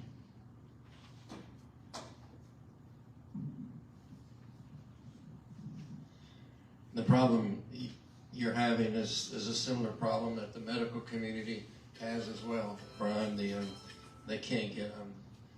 That's why a lot of primary physicians and other physicians won't even do Medicaid work for patients anymore, because they can't get reimbursed. And when they do get reimbursed, they don't get paid for any near about what their service is for. And so here you are having to get reimbursement because they're telling you how much you can reimburse, but these people need to be paid more, and your patients need to be living independently, and they need the direct support professionals. They need them in their house. Again, I'm going back to the general administration. We used to have a wraparound provisions for people to learn to live independently, and they had their full benefits, and they got everything from counseling to medical care to support care to help. It's all different today.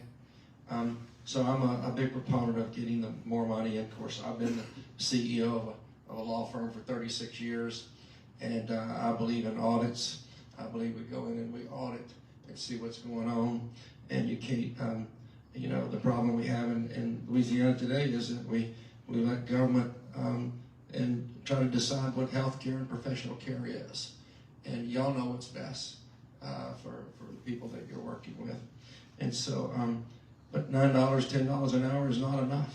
They got to be paid more. And as the governor, people got to be accountable. And so, I define the word bureaucrat as someone who likes the process more than the result. And I think that's Webster's definition. So we got to stop bureaucrats from running the government and responding to the needs of the people and being reimbursed for the direct support professionals and being reimbursed timely and being paid the amount that should be paid back is high on my priority list. Again, I'll be the governor who listens to y'all, and I'll be the governor that examines the complaints. We'll have an open door policy.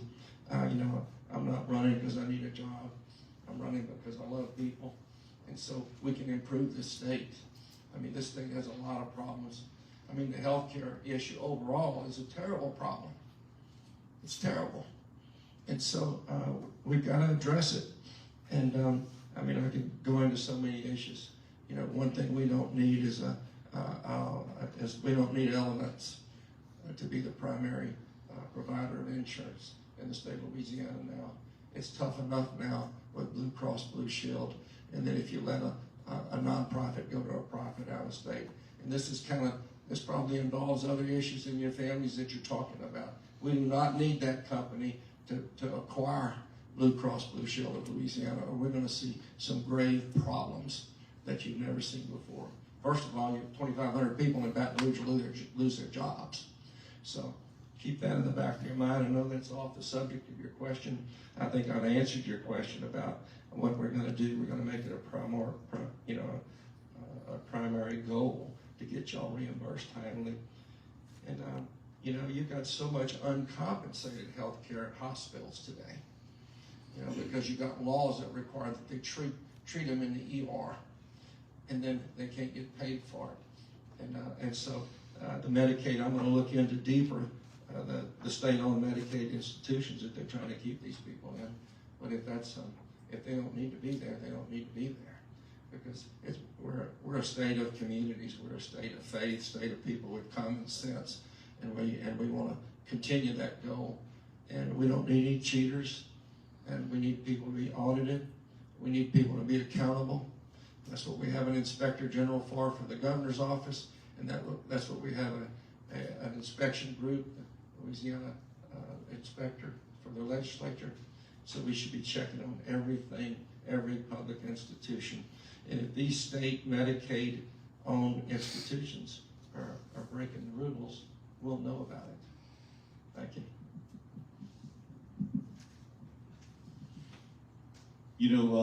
Early Steps is a program that we used early on, and it was a game changer for us. And it kind of gave us a pathway. We had a provider come in our home.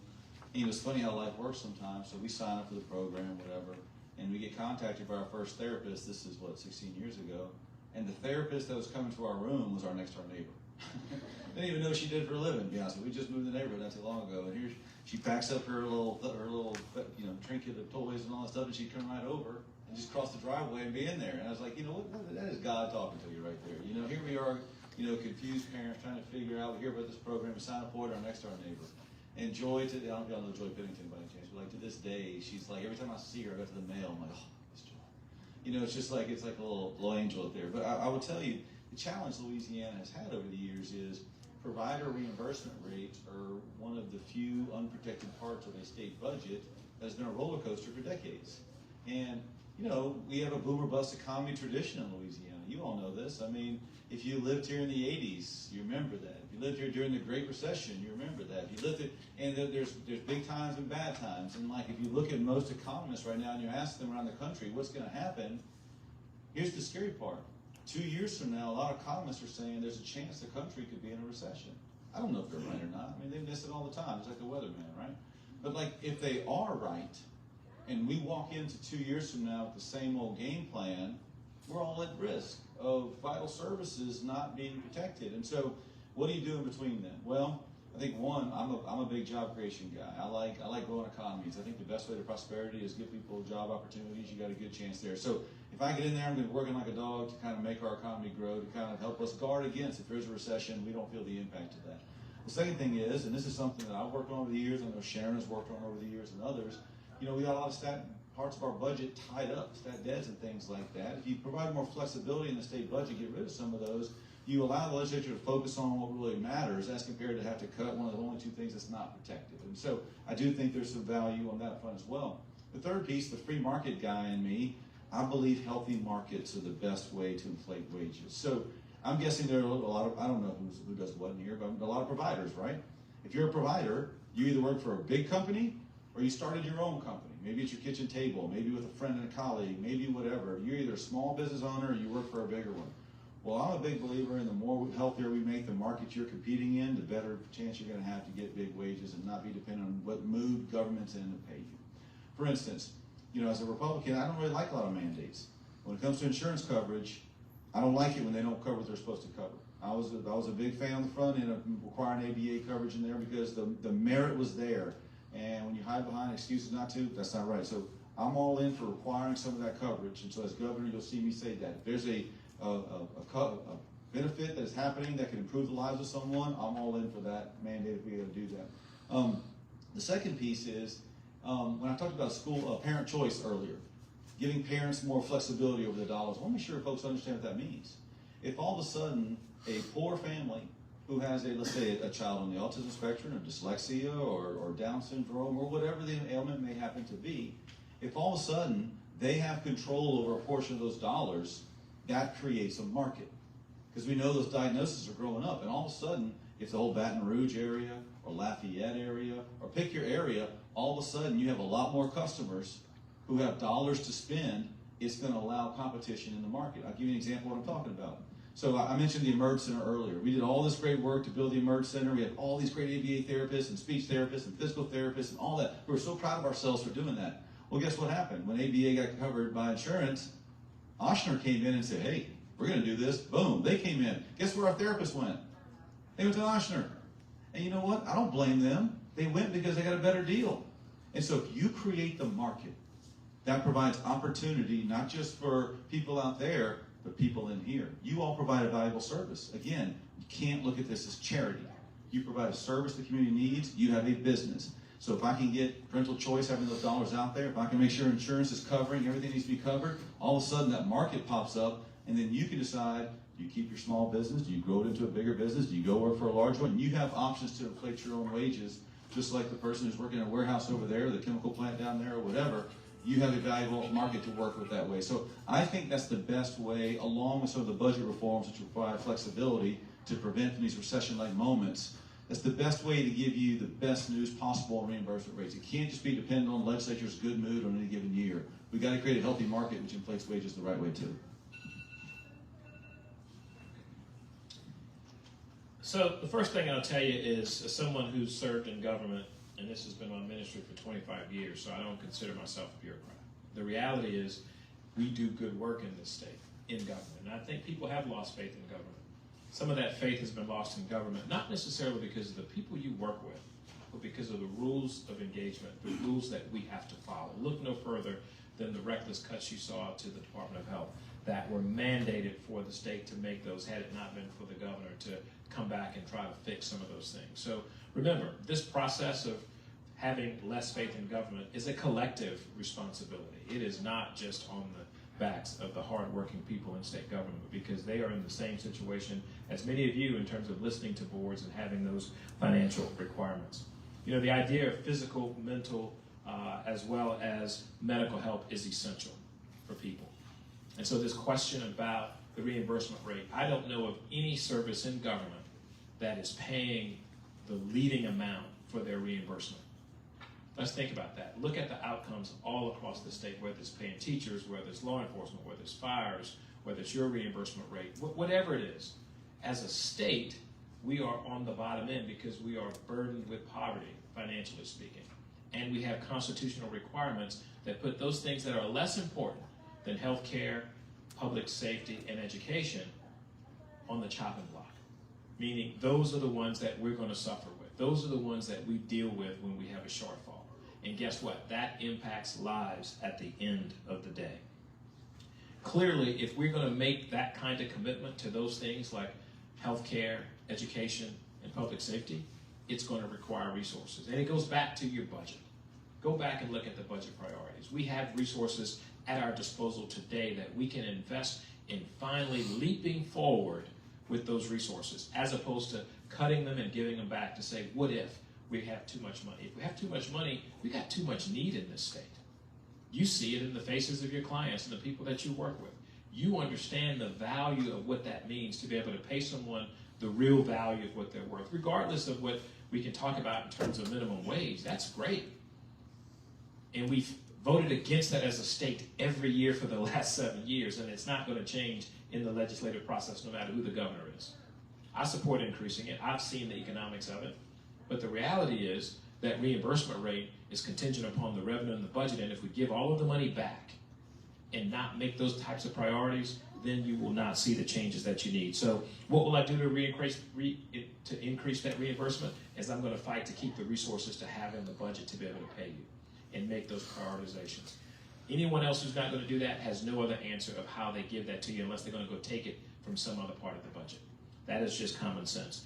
What steps will you take other than pay to take to address those direct? In the workforce, we have workforce development opportunities, and as an agency, they should be working with the Department of Health, the Department of Labor, and every other department, including economic development, to help provide additional support services, not just in terms of salary, but in terms of the conditions, in terms of the opportunity to go back and get retrained, in terms of the opportunity to take advantage of Go Grants or the Murphy Foster Promise program, to retrain themselves to increase their lot in life, to find some other skill, to perhaps start their own business.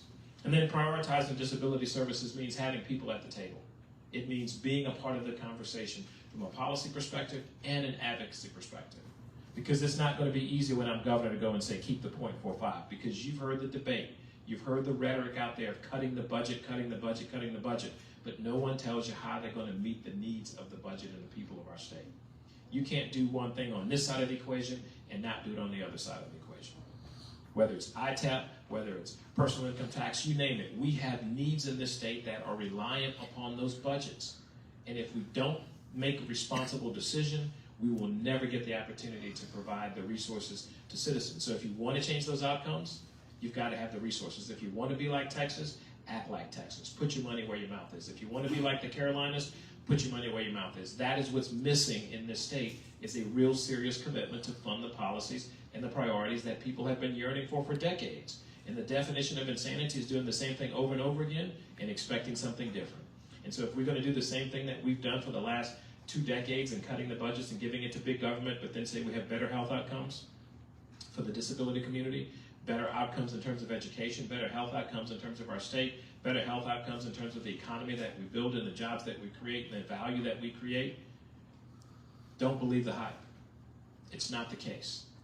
My candidacy is about being honest and straightforward and letting you understand that process, because we're going to work to make us safer, smarter, healthier, and wealthier in my administration. Good afternoon. My name is Paul Gagnusho. I'm an adult diagnosed with high-functioning autism and an active self-advocate in organizations pertaining to both neurodivergency, veterans, and the general disabilities community alike. My question is, the lack of affordable housing is a crisis in Louisiana and nationwide. In addition to being a workforce and economic development issue, it is also a disability issue.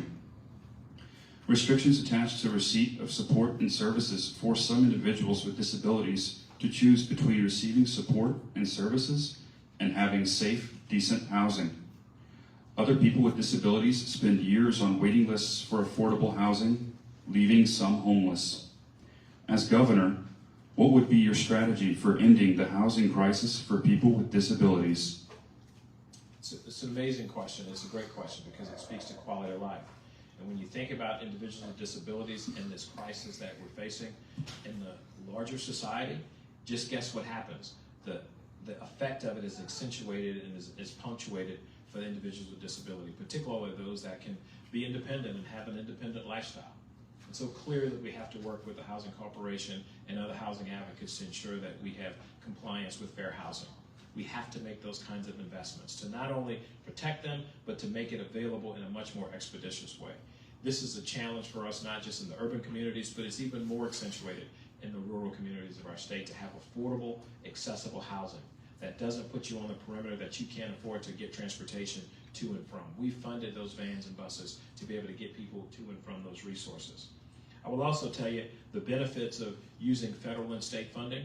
We're going to be limited with federal dollars, but if we maintain the budget resources that we have and make the kinds of investments to address these issues, we have a lot more flexibility when it's our own tax dollars, when it's things that we can invest in. And those are programs that we absolutely have to continue to work with. And working with the nonprofit community to partner with the development community to ensure that we're giving the resources and the types of programming and the types of facilities that we absolutely need. Clearly, you got to take advantage of the tax credits that are out there, because from a business side, that is how folks leverage themselves and make the financial investments to provide this very valuable public service, this very valuable public need. Those tax credits are fundamental to being able to do the kinds of nonprofit development for housing corporations across the state of Louisiana.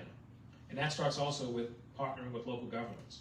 Every local government has this issue firsthand. Go look at the interstates under almost any major city.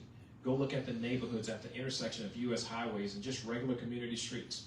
There are people out there that are homeless, that are hungry, that are begging for assistance and have needs. And go look at the unadjudicated property all across our state. Look at the vacant lots and the vacant homes that we have. Clearly, they could be put back into commerce if we're thoughtful about doing that, and working with the Housing Corporation would allow us to do that. Another major important factor that's going to affect this issue, not just for the disability community, but for the state as a whole, but it's going to be more accentuated and punctuated with an exclamation point, and that has to do with the impact of insurance on our state.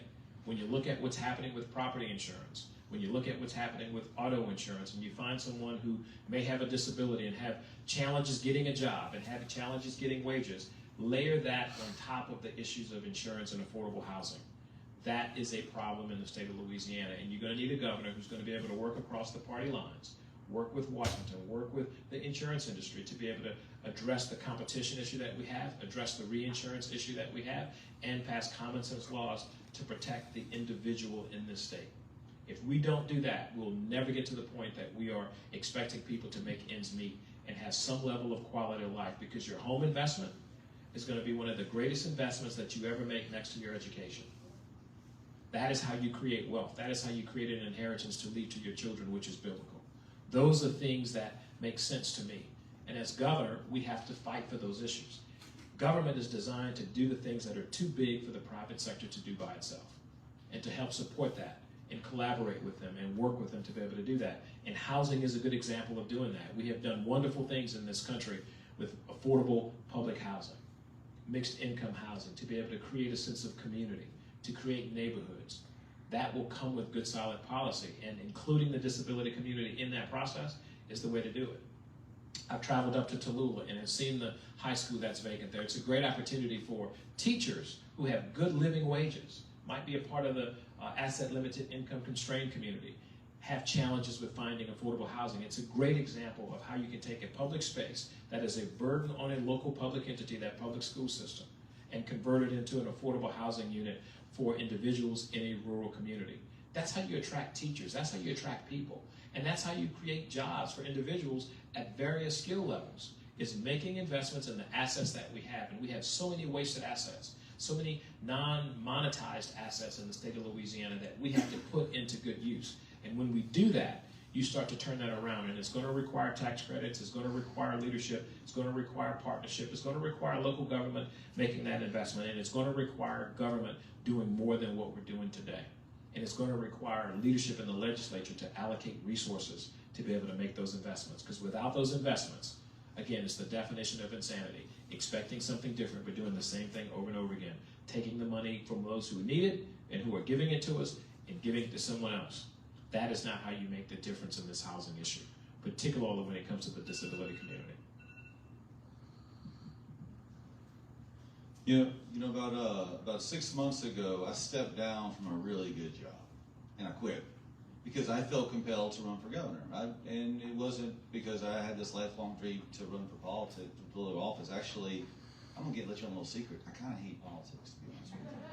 But I'm truly worried about Louisiana on a number of fronts. And if we had spent the last 2 hours talking about education or workforce or tax or whatever, I'd have a lot of ideas on that as well. But I'm just worried about the state. But still, I'm an unemployed guy running for governor right now, for being honest, all right? So come October 14th, it's going to be cool. I'm in the runoff, or, hey, I'm looking for work, you know, just like everyone else is looking, all right? But I'll tell you that doesn't keep me up at night because I feel confident what I'm doing. I feel noble. It's a noble cause that I feel my wife and I feel strongly about, etc. But I tell you what does keep me up at night is if something happens to me and Colleen. Where does Christopher live? That does keep me up at night. And so we have a whole life policy we bought, and I bought it when I was like a 20-something-year-old guy. And I bought it, and my other sons, who's 20 and 16, I've talked to them very clearly. I'm like, look, there's a big whole life policy, and if something happens to me Mom, and your mom, I want you to know clearly what it's for. This is not for a vacation home. Do you understand me? This is, you're in charge of Christopher. And your mom and I are going to do everything we can to make sure it's a moot point at that point, that he's good on his own. But just in case, I'm not leaving you empty-handed. And so that's what we have done as a family. And I'm sure every family has their own game plan, good, bad, or ugly, or whatever it is. I also have a mother who, my dad passed away a number of years ago, so my mom has become literally like, she's unbelievable. And she and Christopher are like this. And so, she's a tough lady. She might outlive us all, to be honest with you. But I know she's our backup plan. So we have all those backup plans. But the truth is, we all know most families don't have a backup plan here. And they really don't know what the next day looks like, much less a decade down the road. And so it is imperative that society figures out some long-term solutions because I think Hunter mentioned this earlier, the diagnoses are going up. We're going to have an epidemic coming forward. So if you think about okay, so how do we prepare for that tradition and other stuff? Well, 15 years ago, people used to go downtown Baton Rouge and say, why is it so run down here? What's the problem?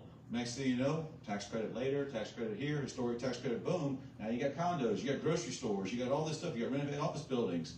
Tax policy was used to solve a societal issue. And I would argue it worked pretty well. I think downtown Baton Rouge is something we should be proud of right now. And I think our local economy is benefiting because of it. We have to think that way for this issue. And I think we have to bring in the developers, have to bring in the disabled community, have to bring in the providers and say, what does that look like? Is it a community? Is it better to find just like in-home solutions for each family? Is it better to find, I don't know what the right answer is. I can tell you what's the right answer for me, Colleen, Christopher, Craig, and Brady, but that might not be a good answer for the other family here. So I think we have to put together a task force and figure out what does the right long-term community look like? Is it disparate little locations or is it one community?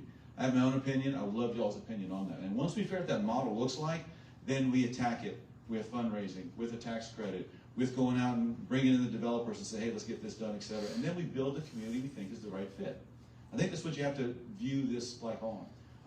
My wife also she's one of 7 siblings, and her youngest sister is mentally disabled. And she's an adult, she's 42, I believe now. And it was always, my in-laws always had their challenge, what's after us look like? And they would talk to us, well, Betsy may be with y'all. Okay, we all kind of talked about how we handle it. They found a pretty creative solution. There's about 8 young women. I call them young because I'm older than Betsy, but I guess she's 42 and I don't know if that's young anymore. But they have 8 young women. They live in a group house. And they all have their own bedrooms, and they share a kitchen, and they share a community room, and they share this, and there's providers that come in and do everything from cooking and cleaning to therapy to everything else, and they go out. And she has never been happy. In her model, in her mind, she's not in a home. In her model, she's living independently on her own. And so we have to figure out that every person, when you say disabled, a lot of people don't understand it in their family. They think it's all the same thing. The truth is, you all know, disabled means 1,000 things to 1,000 different people. So we have to have a solution that's flexible enough to meet every person where they are, flexible enough to use our tax code to affordably get it done, but then we got to go attack it vigorously. And I would argue if you hire a governor to be your governor, someone who understands it, him and his wife knows how to, because they've lived these solutions, and someone who's going to move into the mansion with a disabled, well, I shouldn't say disabled, with a child with great potential moving into the house with me, I can promise you every day we will spend our days and nights trying to figure out how to make this kind of something that goes in perpetuity beyond all of us, because it's a critical issue coming up. So.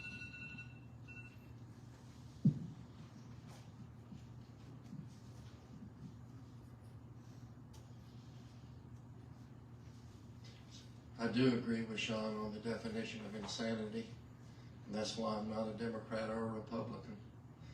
That's why I'm an independent thinker, and I can make a difference for the state of Louisiana. And so, we can't keep doing the same thing over and over again and expect to change. And it's a matter of priorities. The money's there. Yes, we're the #2 poverty state in the nation.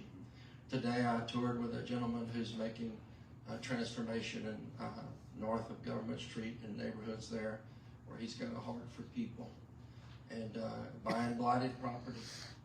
You know, most of your drug, and he said not most, but all your drug dealing and your crime is being committed in impoverished areas.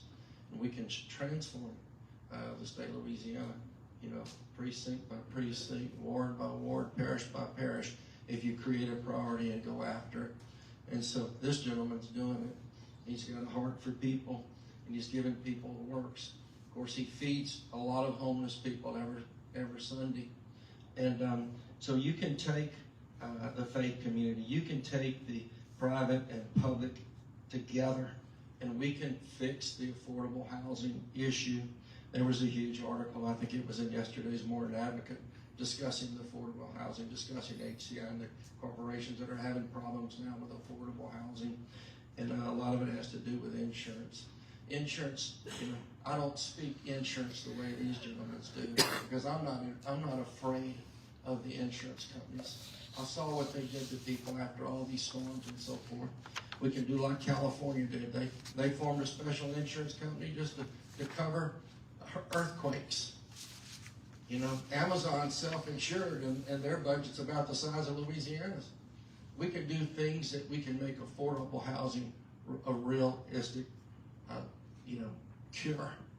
And so we tackle the insurance. We do the tax credits. We access every dollar.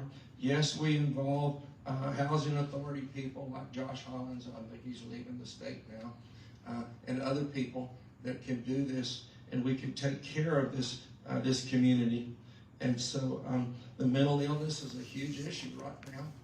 I tell people the definition of mental illness means extreme anxiety and extreme depression. They're all living underneath the interstates here in Baton Rouge. They're living in New Orleans. So we've got to help people. And so we've got a plan for that. Again, we've got to undo what Bobby Jindal did. And we've got to create facilities that people can be put in, they can be counseled, they can be treated, they can learn to live independently, and organizations like this that are helping in it need to get reimbursed timely and for the amounts that they entitled to get reimbursed. So I have a vision and I have a plan. And yes, I don't need a job and I don't need a title. I don't need any power. I don't need any money. You know, I told people I love God, I love people, I'm going to live it out. So I'm going out of this world with boots on the ground. Yes, I got a little more gray hair than my friend down here, and who was talking about age a while ago. But wisdom trumps knowledge and understanding. So I will be the governor for y'all. I will listen. Y'all will be there, and the door will always be open. And it's about priorities.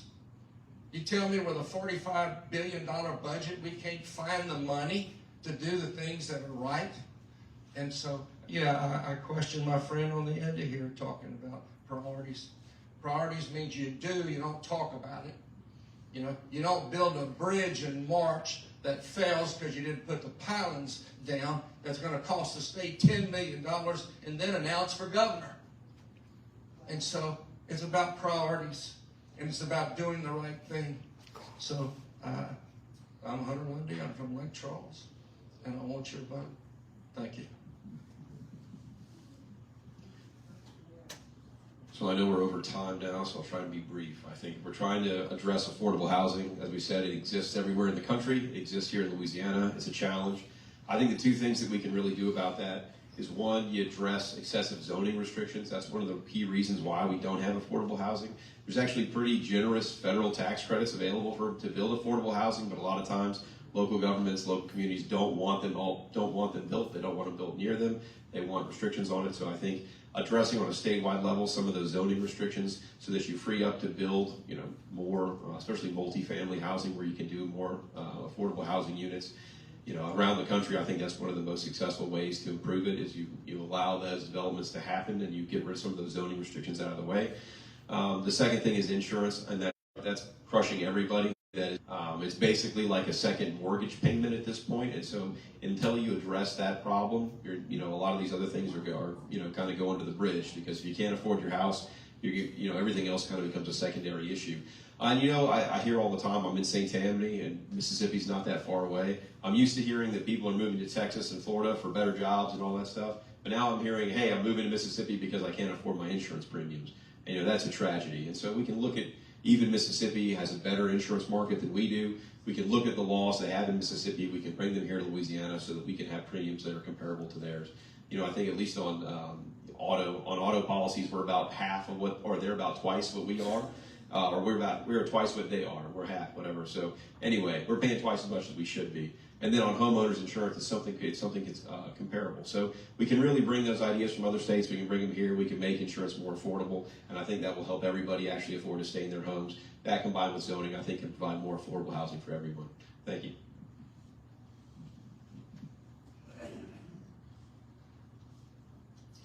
Okay, to answer the question, yes.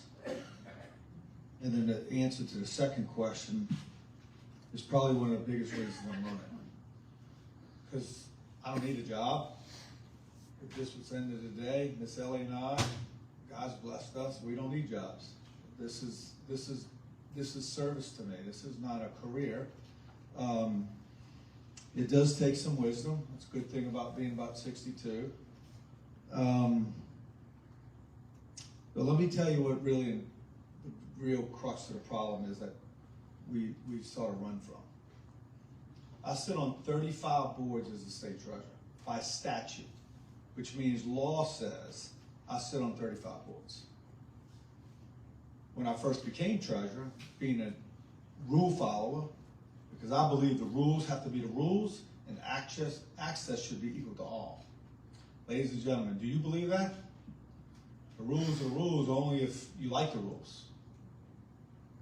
I mean, that's a fact. And one of these boards I sit on happens to be the Louisiana Housing Corporation Board. It's a dumpster fire, much like DHH, dumpster fire. There's some other dumpster fires, I think y'all would agree, but we won't talk about those. I do want to say something. I've never heard Stephen say budget reform now. I'm glad you're talking some budget reform. I filed more bills when I was in the legislature my first years. The biggest one was a constitutional amendment that would undedicate all the money. Ladies and gentlemen, they had to put a police cruiser out in front of my office for like, I don't know, 4 or 5 weeks because my legislative assistant would not go to work. They had to pay a visit to somebody in North Louisiana, state troopers did. I just had a little threat. I don't take real kindly to threats. Problem is, it's the haves and the have-nots, those that donate big to campaigns, have some insiders, and the biggest problem that I see sit on these boards, to include the Housing Corporation, and I don't know who's printing this, I'm sure somebody's taping it. We put board members on many of these boards for all the wrong reasons. For all the wrong reasons. We have to do a much better job at appointing people to these boards who aren't in it for themselves in some way, shape, or form. That they're not trying to get jobs for their compadres or interfering with the process. It's unbelievable. It's an epidemic problem in this state. So I talk a lot about the cronyism and corruption that stops us from doing the good work of this state. It's infected from top to bottom.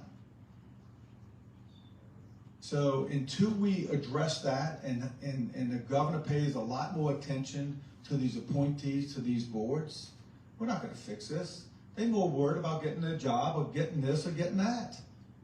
I see it all the time. And this is probably the biggest reason Josh is leaving the Housing Corporation. He's not leaving the state.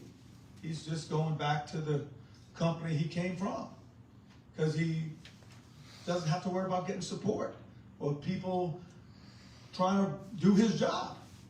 Board members don't realize what their roles are. They want to run an operation and don't think twice. As governor, I'm telling you, we're going to have a Saturday that every board member of the state is going to have to show up, and we're going to lay out a code of conduct, Now I'm gonna ask the legislature to file some legislation to create some misdemeanor laws. Man, I'm gonna throw you in jail for overstepping your boundaries, but it's a horrible problem. The Housing Corporation deals with millions. We're spending more money on housing today than ever before in this state. I mean, the last month of the bond commission, I think we approved, I don't know how many millions of dollars for housing. So the developers are there, the monies are there. You got to get the crookedness out of all of it, so we can take care of the priorities that we need to. Okay, that's just the bottom line. I talk a little bit about this. I'm not here to change it. What my message is to you is I have a very effective Department of Treasury. And what I proved to myself, the rest of the government can do this. It is every bit of business. And don't let anybody tell you otherwise. It absolutely is. I want to do for the rest of the state what I've done in the Department of Treasury. We got talent. You got to pay the talent. We have a bad habit in the state of wanting things for nothing. You have to pay people and stop paying all these football coaches and basketball coaches and start bringing some talent so we can fix these kind of problems. There's somebody out there who knows how to do it. And they go get them, hire them, and let them go to work and get out of their way.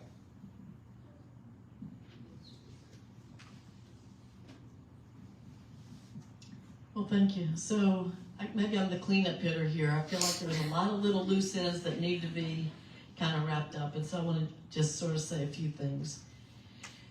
There has been a lot of talk about dedicated funds. I want you to know I'm the one that's eliminated dedicated funds, and I've led a task force for 5 years with public hearings on every single dedicated fund in the state of Louisiana, and we have undedicated about $100 million to date of dedicated funds. If I'm governor, I will do what Buddy Rover did and eliminate dedicated funds with the exception of a few and make everybody compete for their funding on a level playing field, right? So that we have the priorities, today's priorities, we get to decide what they are instead of living with the priorities that were set 30 years ago, like the boll weevil. We don't need to eradicate the boll weevil, but there's a dedicated fund to do that. The boll weevil's already been eradicated. Did y'all know that? In like the 1980s or something. So there's a lot of work that we need to do because we want to be able to have more discretion in setting priorities because they change so much from year to year. So I can do that. We've also talked a lot about choice and parent choice in education. I have passed legislation on education savings accounts that will allow you to use your state education dollars and move your child if they would be in a different, better learning environment to a different school, private school, parochial school, homeschool, etc. The governor has vetoed all of that. What I did pass this year, though, is a resolution that tells the Department of Education, go study the program and figure out how to implement it so that in January, when I'm sworn in as governor, we will be ready to hit the ground running. And so ESAs are coming, school choice is coming, and so you're going to have options to try to get your kids into schools that are the best fit for them.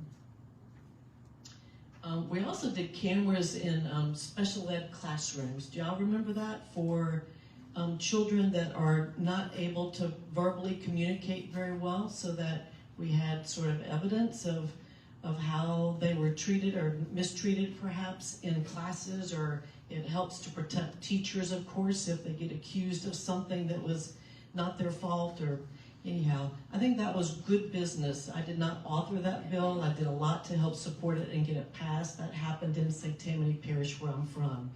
That was kind of the incident that encouraged us to do that. And I think that we are starting to get those cameras in special ed classes. If they're not in your schools yet, they should be soon. And you have the right to demand that those get done, because that's been in state law now for a couple of years, and so I wanted to kind of get that on your radar. At the end of the day, what I think that parents want that have children with special needs is you want to know that they're going to be taken care of when you're gone. And I have parents tell me that all the time. You want to know that when you're gone, that they're going to be safe, they're going to have, you know, a good place to live, they have a job, they have the ability to continue on and have a great life when you're gone. And I know that parents worry so much about that. A friend of mine has a son with Prader-Willi syndrome, PWS. And as you probably know, I think it's this way for all children, but he's very large, he's very strong, and he gets very angry. And it's getting harder for his parents, who are older than I am, to take care of him in their home. And they're worried about what's going to happen to him when they're gone. And so we've been able to find services for him, not in Louisiana because they don't exist, but in another state where they actually do and get that paid for by Medicaid. And so I know that there are thousands of issues like that where, you know, it's not a one-size-fits-all for your families, but I want you to know that I will continue, as I have as a legislator, to hear your issues, to seek your guidance, and to want to do the things that will help as many people as possible in our solutions. And I'm positive that we can do that, and I'm sorry that you have to fight so hard in the legislature and at the state capitol, but don't give up, because help is on the way, and we need for you to continue to be involved and to advise us and help us know what are the things that we need to be doing to make life better for those citizens with disabilities. So thank you all very much for the opportunity to speak to you today.